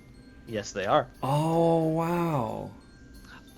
Does everybody on your team right now have their secondary weapon? Do both Luigi and Peach have the sentry? Yeah. Oh, yeah. Okay.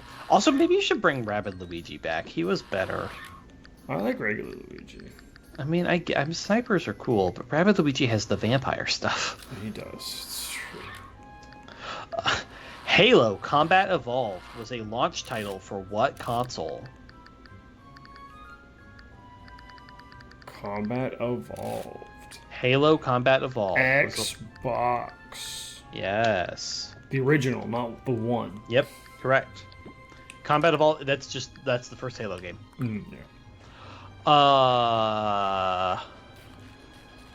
Okay. The playable character in a 1993 platformer of the same name, Cool Spot was the mascot for which soft drink brand? That question is phrased very strangely. Pepsi? No. Be 7-Up. Good job. I don't know how Michael knew that one. How the fuck, Michael? How do you know that? Also, why am I pushing this? There's nothing to... I don't know what this puzzle is. I don't know if there's anything to this puzzle. Can you push it on to that little round spot? You wouldn't need 3 blocks to do that. Oh, I guess you would. It's the only thing I can think of. With over 155 million units sold, what is the best-selling home console of all time? It's PS2. That is correct. That's actually good trivia. Okay, so I don't know what you're supposed to do then. I don't know either. This puzzle seems like something you're gonna have to come back to because I don't know what you're... I'm not sure. There's like nothing to like... There's nothing to do. Oh, I get it. Oh, is it telling me what to do? Oh, no, it's telling me how to set it up. Yeah, that's a good one. That's a good puzzle. It's one of these ones. Okay. After leaving LucasArts, which video game studio did acclaimed game developer Tim Schafer form in the year 2000?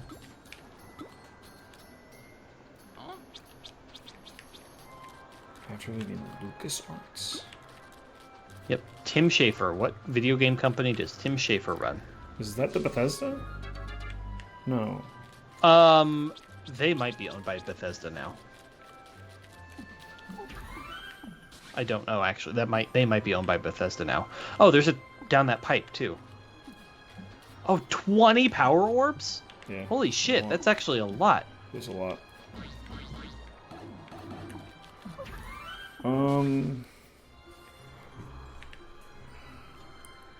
Why do I know his name so well? Because Tim he's like, Schafer. Because he's a big deal. yes, he is.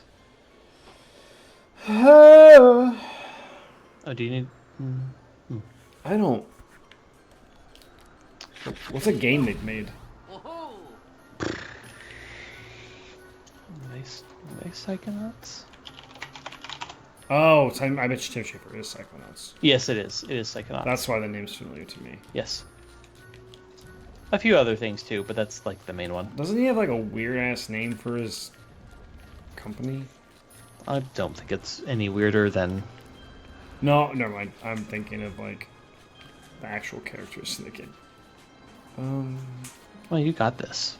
You got this. Keep going. You're doing it right. You're doing it right. You're doing it right. No. What? This goes over here. Yes. Yes. Oh, wait. Oh, I see it. I see it. I see it. I see it. I see it.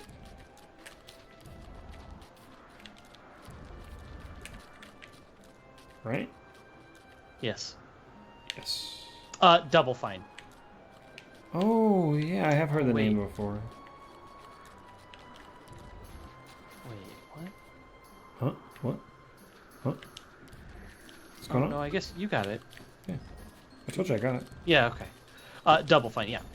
On which handheld game console did the Pokemon series first appear in 1996? Game Boy. Game Boy. I was pretty sure they actually have that typed wrong. Game Boy, I believe, is one word with the B capitalized. It is. But was it? It wasn't the Game Boy.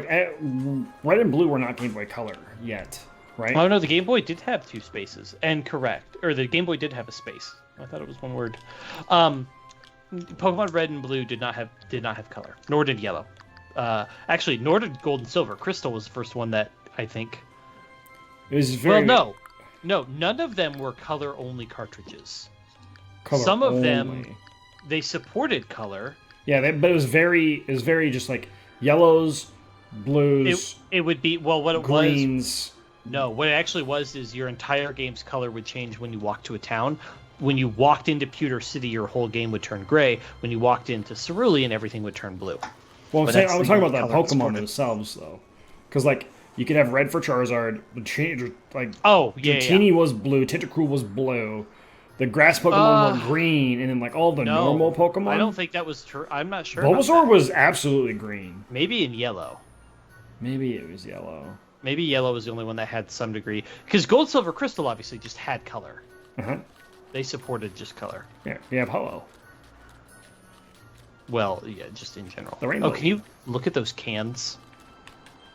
I They cannot. might. Oh, bummer. Which 2007 video game was released as the sequel to the 1992 game Hard Boiled? What? Stranglehold. Sure, yeah, I knew that. Didn't you know that? What was the final home console released by Sega? Whoa. Dreamcast? Yes. This puzzle is interesting.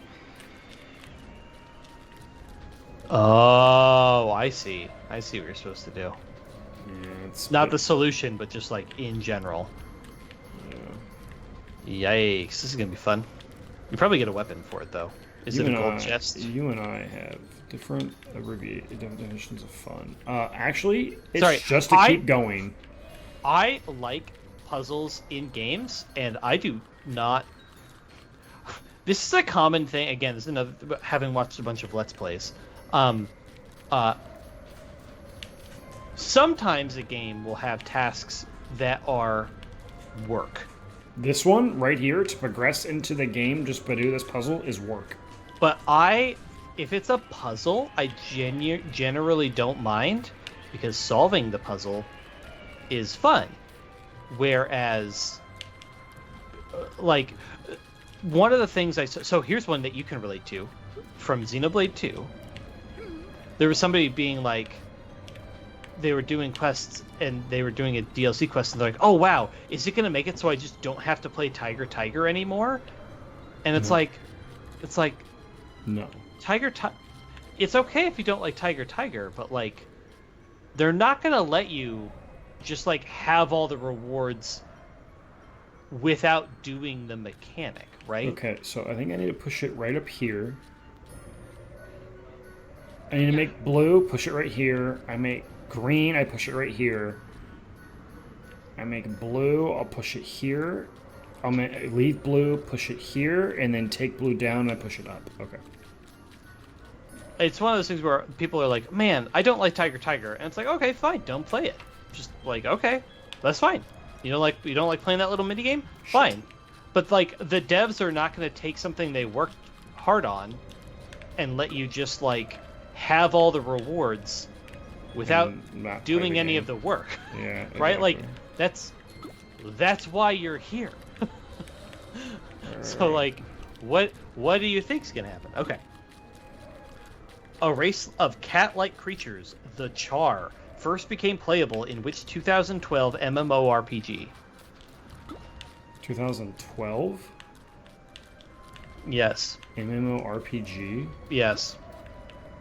The Char. Even I knew this one. But for, reasons. For like... You'll know. Reasons. 2012. When the fuck does like Final Fantasy 14 date back to? Not 2012. No, it's not. It's like 2014, I think. The Char? Which MMORPG? Yes.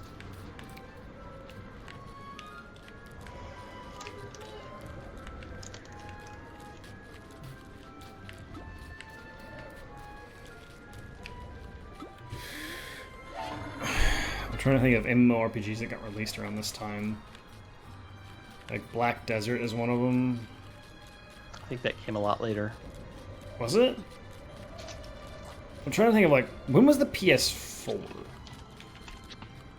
Black Desert came out in 2014, so you're actually not that far off. I thought it was like 2018. Yeah, it was like Black Desert and then Final Fantasy 14 were similar. Oh, it's the boss.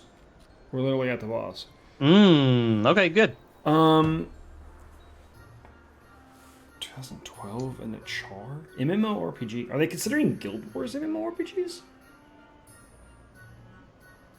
Yes, what else would they be? So Guild Wars 1 was earlier, so is it Guild Wars 2? Yes. Okay. What the fuck else would they be? I don't know, man. Are they... Is World of Warcraft really an MM? Yes, it's an MM. What else would it be? Shut up! Uh-oh. Uh-oh. Oh, this is gonna suck. Oh, hey, there's a yellow submarine on the door. Cindy, don't laugh at me. That's mean.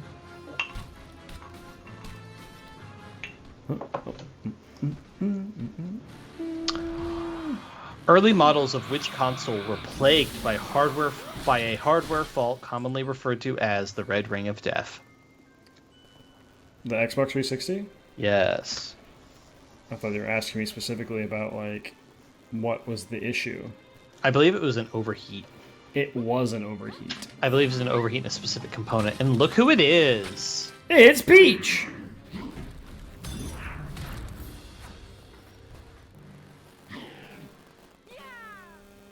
Hello, Princess and Peach. they take Luigi off your team. Luigi got thrown into the fridge. That bitch. So they force you to use these You were guys. a Guild Wars 2 player? That doesn't surprise me. Peach time! Go upgrade her, first thing. Can I? I assume you will be able to access the menu. Really? I have to assume. You assumed wrong. Oh.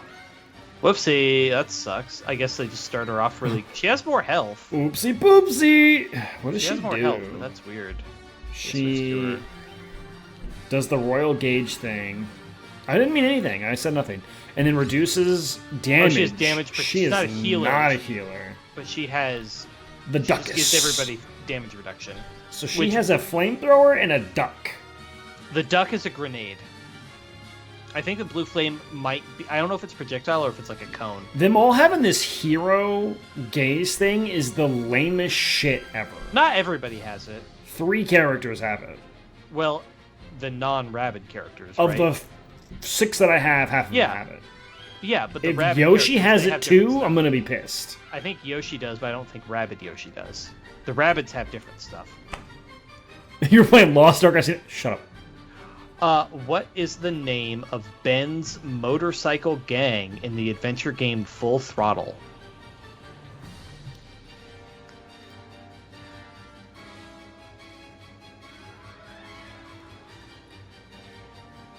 Do you know this game at all? So that rain that's coming in, right? That'd be the Polecats. That's a great name.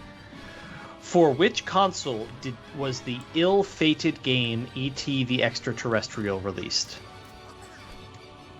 Ill-fated console? Ill-fated game. Ill-fated Which console? game. Also, the reason she has a grenade she can throw over the shield. That's kind of like her thing. Was it the NES? It is the Atari 2600. Fucking Michael knew it. I was like, E.T., that's really early. Yeah. But yeah, no, that's what you're supposed to be doing with Peach is chucking, throw the duck, and because it can go over the shield. I don't know if you have to position yourself a little better, but yeah. Wait, what happens with Oh, this? she heals when she does a jump. She has a healing bounce. That's what it is. If you jump off somebody, then you heal everybody in a range. Well, that's wonderful. Yeah. Okay. Well, I'm going to be using Peach. She seems way better. Way more utility. She's better than Rabbid Peach. What are the names of the 3-player characters in the first Streets of Rage game? Oh, I don't remember their names. Oh, she might be a damaged Link, though. She might actually be a damaged Siphon, where she takes the damage for her allies. Either way, she's still good. It's good, but I can't remember if that's how it works. I have no idea what the Streets of Rage characters are. Adam, I know Axel, Blaze. Sure. Yep. Mm-hmm. Before its release, what was the code name? By what code name was the Xbox X? God, fuck Microsoft. Before its release, by what code Scarlet was the Xbox One X called? It was Xbox Scarlet. It was like Project Scarlet, right? Project Scorpio. Scorpio. Okay. It was an S of some shit. A dumb fucking name. Xbox sucks dick. I know. Which of the 4 Horsemen of the Apocalypse is the playable character in the first Darksiders game? I've played a little bit of that game. Which of the 4 Horsemen? You have a 1 in 4 shot. 1 in 5 if you've read or seen Good Omens. Good book, good show. Pestilence, famine, death, and It's the last one. time? War, dude. War. Fuck. Is it War the one you can play? Yes. Yeah. They are...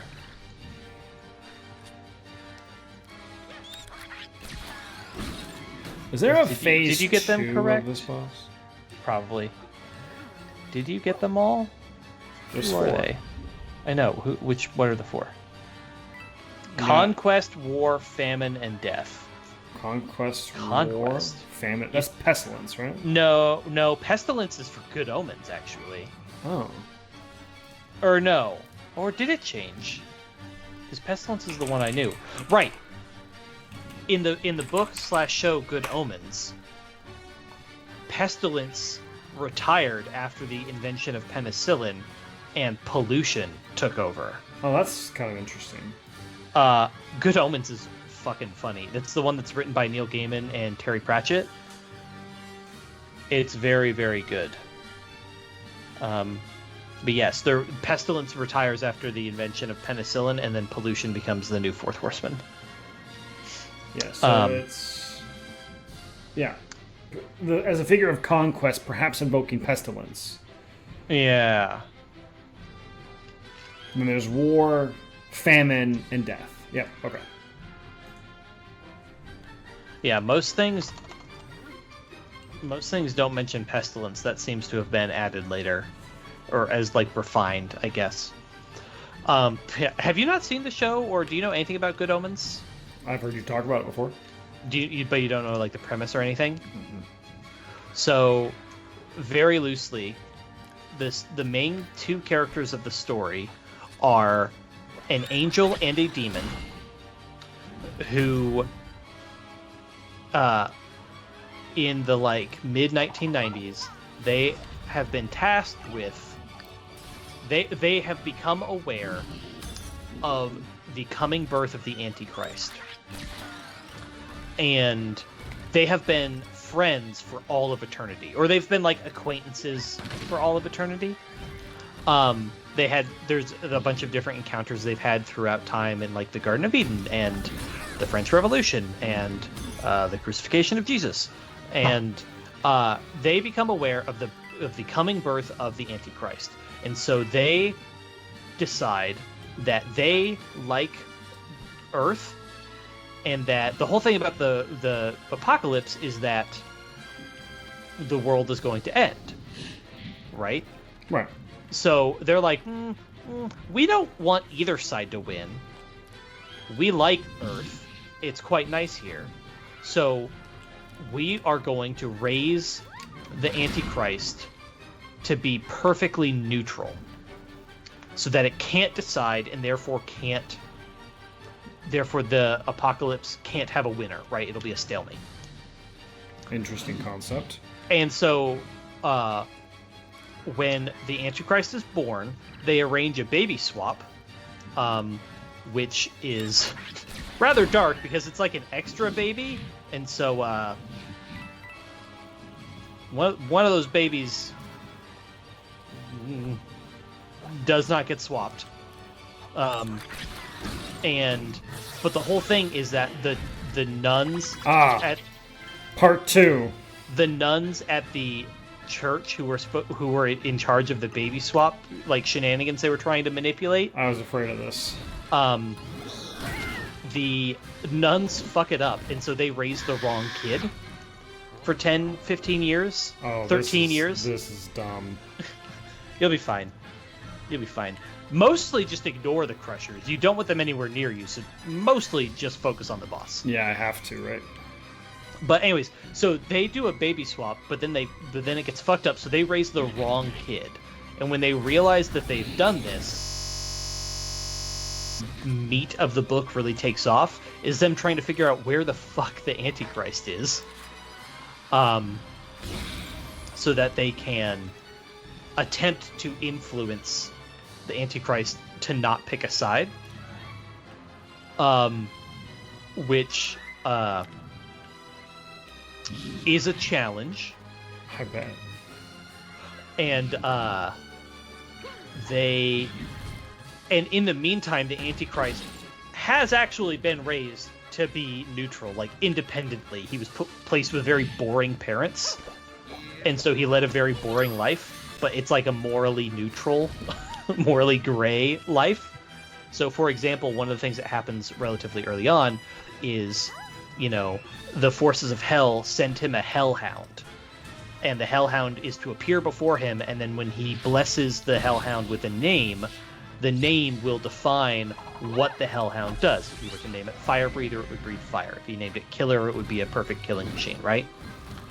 So the hellhound appears before him as like a young dog. He names it Fluffy. He names it Dog. So it becomes the perfect dog? That's so fucking good! So it becomes the best dog in the world. That's the best fucking thing I've ever heard. So one of the recurring themes, so one of the sort of funny things about this as a recurring theme is that the angel and the demon don't have free will. They're not humans. They do not have free will. The angel can only do good, the demon can only do bad. But, they find moral and logical loopholes by which they can get away with doing things. Sure. So there's an example where they go to, a corporate retreat where there's, a corporate paintball retreat. And the demon turns all the guns into real guns with live ammunition. But then the angel has everybody be miraculously saved by near misses and somebody had a pocket watch and the bullet was stopped by the watch or whatever, stuff like that. By the way, very dark book. Jesus. There's not a lot of like explicit death and stuff, but also there's not none. And yeah, it's but it's interesting. That's one of the whole things is the angel and the demon have to like get away with. Are you fucking serious? I gotta chase after this guy after beating 1,000 worth of damage from him? With doing good and bad. And also the show is brilliant because the demon is played by... Really do be phase 3, huh? Oh, gosh. Sure. But the Four Horsemen appear in this show. So in Good Omens, Is he gonna rush down the center of this? Oh, right, that's another fun one. Yeah, so the devil, Satan speaks to the demon occasionally, but he does so by the demon will be driving in his car, and whatever album he's listening to, the demon will start to speak through Satan will start to speak through the music, but he does so by turning all of the cassettes into Queen, and so the devil has the voice of Freddie Mercury singing Queen songs, but then also talking to the demon. Because that makes sense. In the show, David Tennant plays the demon. I assume you know who David Tennant is. Well, I've heard the name. He was the Doctor Who. He was Barty Crouch Jr. in Harry okay. Potter.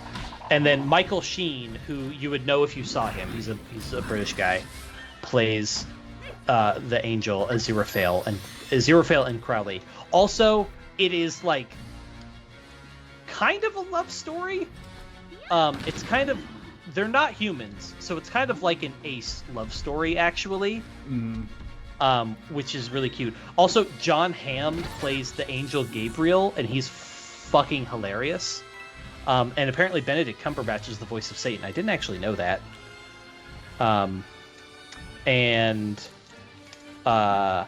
Yeah, I'll send you it's genuinely a fucking weird, wild show. It's so weird. It's so weird. Yeah, it's just so out there. The best episode, in my opinion, is the one that shows them. It shows the angel and the demon's friendship through the years, and there's a scene where, it goes from the Garden of Eden, and then there's something else, and then it shows the angel and the demon are at the crucifixion of Jesus, and the demon shows up, and he talks to the angel, and he's like, "Who's that guy?" And he's like, "Oh, he was like the voice of God or whatever." And he's like, "Ooh, people seem to have been really mad at him. What did he say?" And the angel goes, "Be kind to one another." He's like, "Ooh, yeah, people hate that."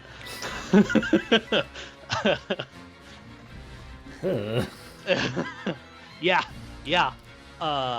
It's such a good show.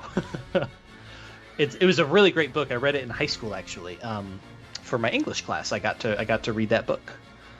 It was one of the sections where we kind of got to like choose from modern-ish books. And our teacher taught a unit on contemporary classics, which was the idea of like, what are some books that people will be talking about 50 years from now? And we could pick from it was a huge list of authors and works. And so we basically had free reign to pick from any number of like huge contemporary authors at the time. It was a super, super fun. One of my favorite like high school learning experiences was being taught that unit. It was super, super cool. Anyway, sorry, that was a huge long tangent. I'll send you some clips. It's you can watch it on, if you have Amazon Prime, if you have access to Amazon streaming or whatever, it's free if you have Prime. It's a very fun show, and it got renewed for season 2. And Neil Gaiman so Terry Pratchett died several years ago, but Neil Gaiman is very involved with the show, so it's very true to the original author's intent because they're involved. And one of the things people criticized him is that the show, season 1 of the show, is basically the plot of the first book, or of the book. But they're doing a season 2, and people were like, "Man, are you, who are you? You did this as a joint project. How could you take Oh over god, like we rolled this or exactly whatever?" what we needed to roll to do that. And Neil Gaiman was like, "Dude, I have binders of notes because it was a book written by two people, so there was a ton of collaboration." And he's like, "Man, I have binders full of notes that we had for this series. I know what the fuck I'm doing. Back off. Yeah. Like it's gonna be good." People Okay. are fucking weird, man. Yeah, I know, but it's very cool. So I'm gonna do one more question, and I think I'm gonna save the other third of this for next time. So We could do 90s trivia. the PlayStation Move controllers have seen a recent resurgence in use due to their compatibility with which other PlayStation peripheral? It's the PlayStation VR. Yes, it is. Okay, so that's that. I'm gonna put these away. Yeah, I'll send you clips of Good Omen. It's really weird, but I think you might really enjoy it. Shit. Because it is so weird, but it's got like British humor and the performances are just really solid. I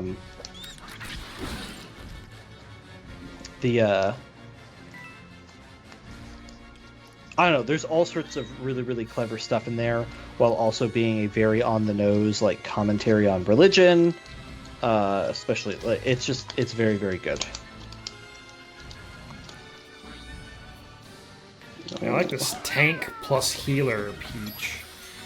Yeah, regular Peach is way... I forgot that you got her during this fight. Regular Peach is way better than Rabbid Peach, in my humble opinion. I'm humble about it. It's significantly better. Just can't get that in there.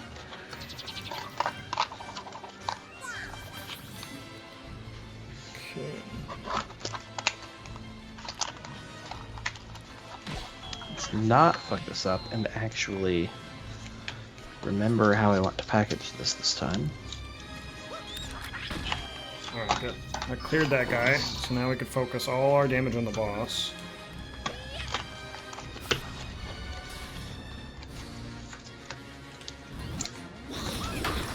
That still hit. That's really unfortunate. Oh, that's not good. That reached from all the way over there? You're fucking on your mind. That's gonna be a problem. Is that a problem for future you? No, I got it. I got it figured out. Just kind of fighting the packaging a little bit. That's all. Alright, we can do some 90s trivia now.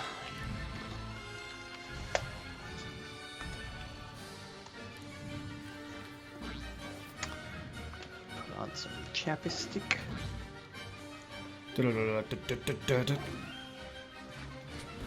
Now, I'm not gonna know nearly as much. You did okay. Honestly, though, this video game trivia section was rough. That one was a lot harder than the last The first one, we had some rough patches, but you got, I don't know, a decent amount of it. Good night, have a beautiful sleep. Get some Hello. much needed Goodbye. rest. Where did we stop? For your Okay. wee little feet. Okay, did we do... Which of these did we do? No, we did this. Okay. By what nickname was Emma Bunton also known? Should I know who Emma Bunton is? She's Baby Spice, so maybe. Baby Spice. Of the Spice Girls. Yeah. Okay. In what year did Dwayne Johnson secure a contract with the World Wrestling Federation wrestling under the name The Rock? 1998? Ooh, 96. Damn it. He was that early? Apparently. Wow. Which singer had a hit with Torn? Lisa Loeb? Loeb? Natalie Imbruglia. Natalie. What bug That song was good, by the way. was the subject of concern in case it affected the world's computers at the end of the 90s? The bug? What bug Was it the... Are they talking about, like, when the computer clicked or when the clock clicked over, it wouldn't be able to register it, so it would shut all computers down. Bug is in quotations. Is it the clock problem then? What you know what this is called.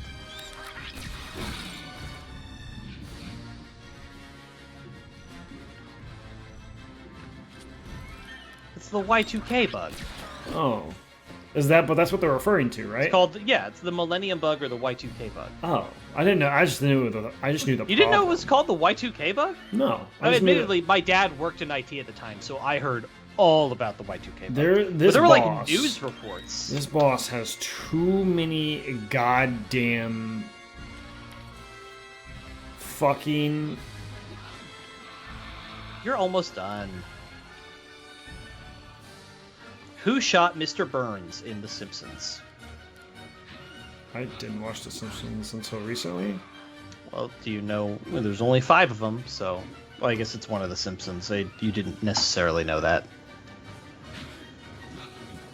Was it Bart? It was Maggie. Oh, sure. What brand of mint was known as the Fresh Maker? Oh God, I remember the commercials. They are still around.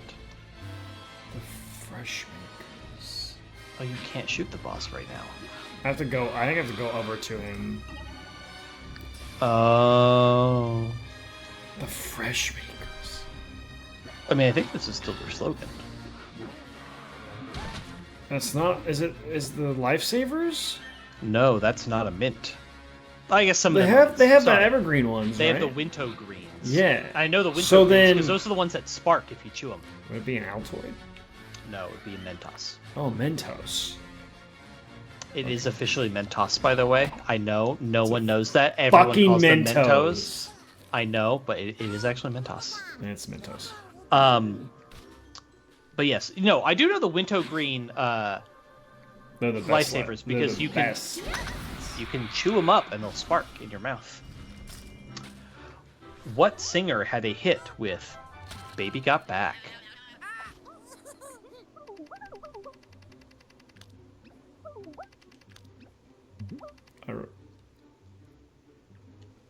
I remember his name. I swear.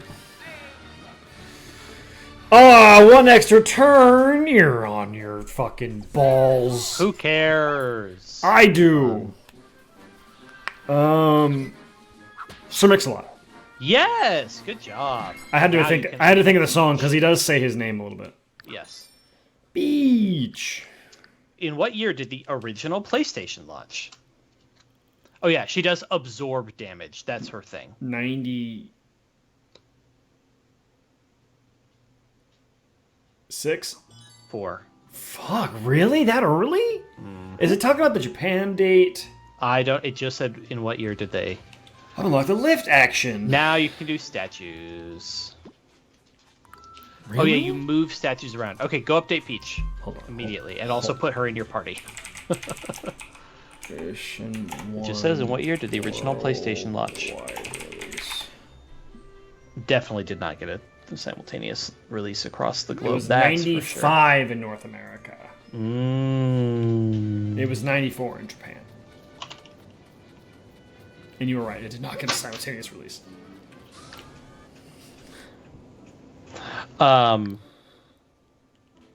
She only has 35 skill points.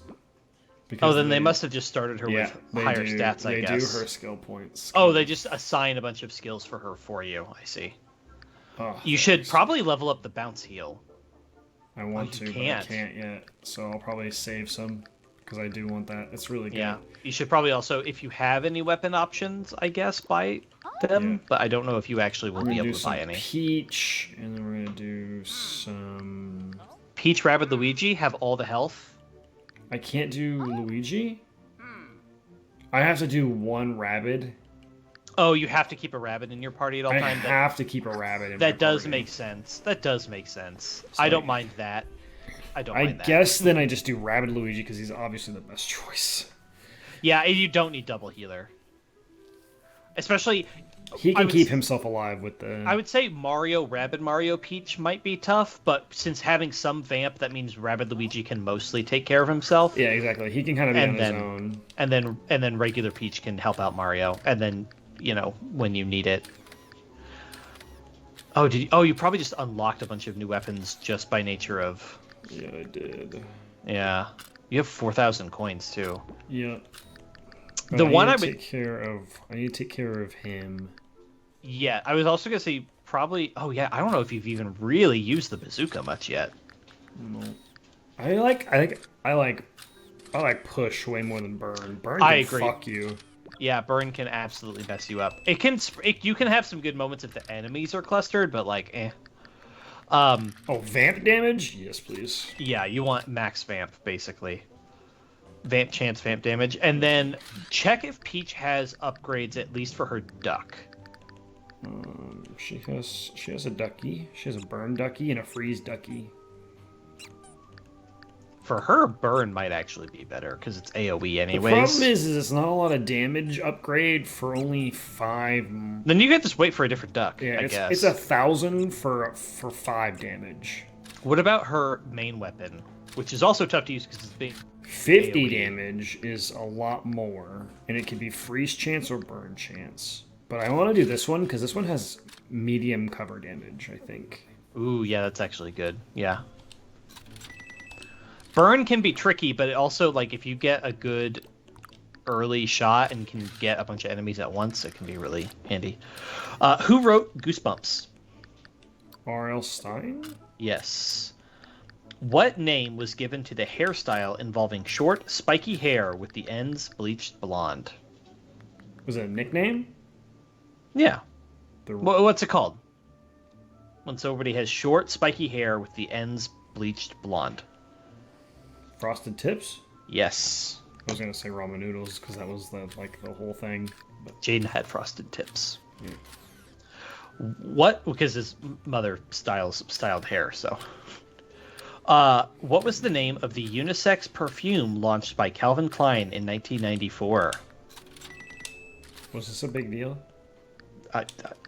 CK1. I don't fucking know. Sure. Let's go find that statue. Which game released in 1996 involved commands such as pull it and twist it? Bop it. Bop it. Which of the following songs featured on Britney Spears' album Baby? Which of the following songs featured on Britney Spears' album Baby One More Time? Lucky, Stronger, or Sometimes?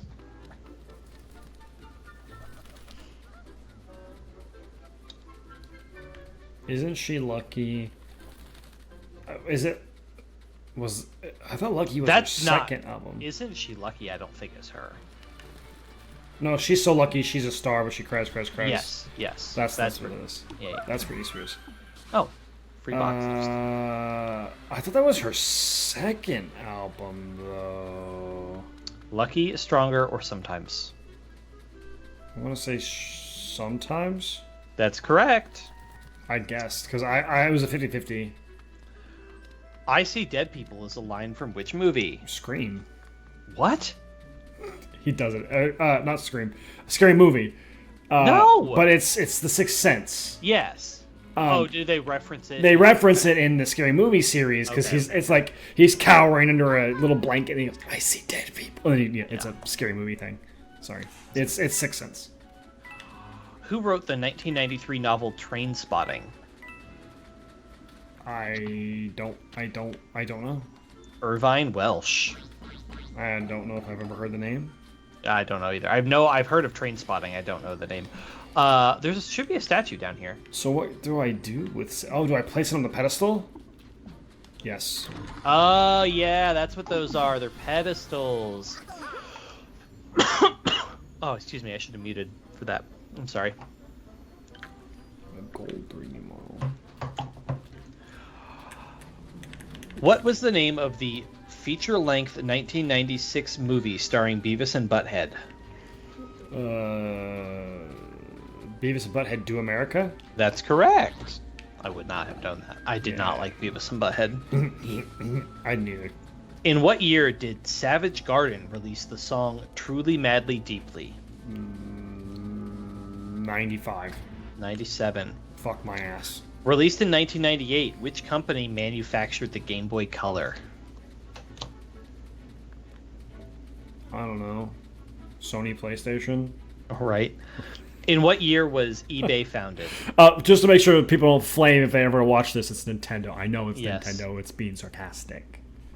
I know. I don't like that question either. All right, one more. Some of them are thrown. In what year was eBay founded? Oh, this is an interesting question. God. It's probably going to be earlier than I think. That has been true of every year answer that you've given so far. I know. So I'm going to say 94. 95. Fuck! Was it really 95? That's crazy. It was 95. That's wild. Which fashion designer was shot dead on the steps of his Miami Beach home in 1997? I don't know. Gianni Versace. Oh, I have heard of Versace, though. In Pokemon, what is the name of Charmander's final evolved form? Charizard! What was the name of Sean Combs' record label founded in 1993?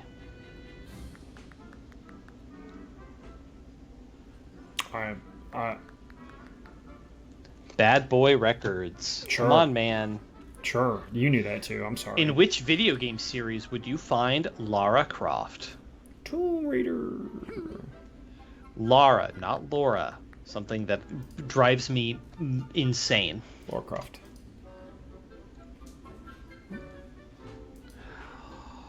When it was founded in 1994, Yahoo was originally called Jerry and David's Guide to the World Wide Web. True or false?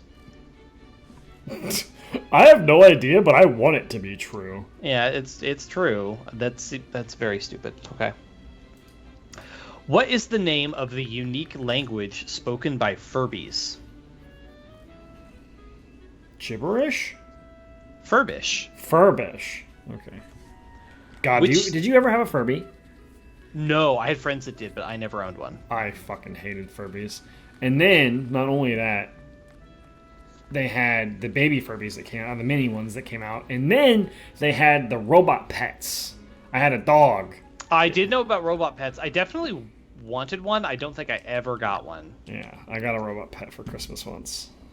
Last one. Which singer famously ripped up a photo of Pope John Paul II on Saturday Night Live in 1992? I was a year old. Uh-huh. I have no idea. Sinead O'Connor. Sure. I have heard of this incident. It was very big at the time. Was it really? I mean, 1992 and ripping up a photo of the Pope on live television? Fuck them. Do them. Yeah. Well, they're in pairs, so it's got to be two more. Oh, that's fine. Oh, you're not going to get either of these. I'm going to shuffle that one back in. Yeah, you're just fucked. What band had a hit with Barbie Girl? I'm a Barbie girl. I don't actually know the band. Aqua. Oh, that's their name. Ending in 1998, how many seasons did Seinfeld run for? It wasn't as long as Friends, was it? No. Because I don't think so. Friends was like 6 or 7 seasons. Something like that. Did it run for like 5? Seinfeld had 9 seasons. 9 seasons? Friends was shorter. I thought Friends was a lot longer. No, Big Bang is longer. Friends had 10 seasons. Oh, really? I thought Friends had like 20. But no. Big Bang Theory is the longest running like comedy sitcom thing like that. Because they had 13 seasons. The 20 longest running TV sitcoms ranked by duration. So I don't think like Days of Our Lives count. That's a fucking... Oh, damn. Friends is the bottom of this list. Friends at 10. Married with Children, 10. Mm-hmm. The Jeffersons, 10. Mm-hmm. Cheers, 11. Mm-hmm. Frasier, 11. Mm-hmm. MASH, 11. Mm-hmm. Will and Grace, 11. Mm-hmm. Modern Family, 11. Mm-hmm. Bob's Burgers, 11 as of 2 years ago. Though that one's animated, so I don't really count it. But I'm gonna guess a few more of these are gonna be animated. So too. then I'm assuming Family Guy is up there and The Simpsons is up there. I assume Murphy Brown 11. I don't even know that one. 2.5 Men 12. Wow. I watched a lot of that show. We definitely were weekly watchers of 2.5 Men. King of the Hill 13. Okay. Big Bang Theory 13. Yes. Love Boat 13. So it has animated with King of the Hill, so Simpsons and Family Guy are going to be up there. American Dad 17. Yep. It's Always Sunny 17. Yep. Curb Your Enthusiasm 22. Yeah, that's a big show. Family Guy 23. Yep. South Park 25. Mm-hmm.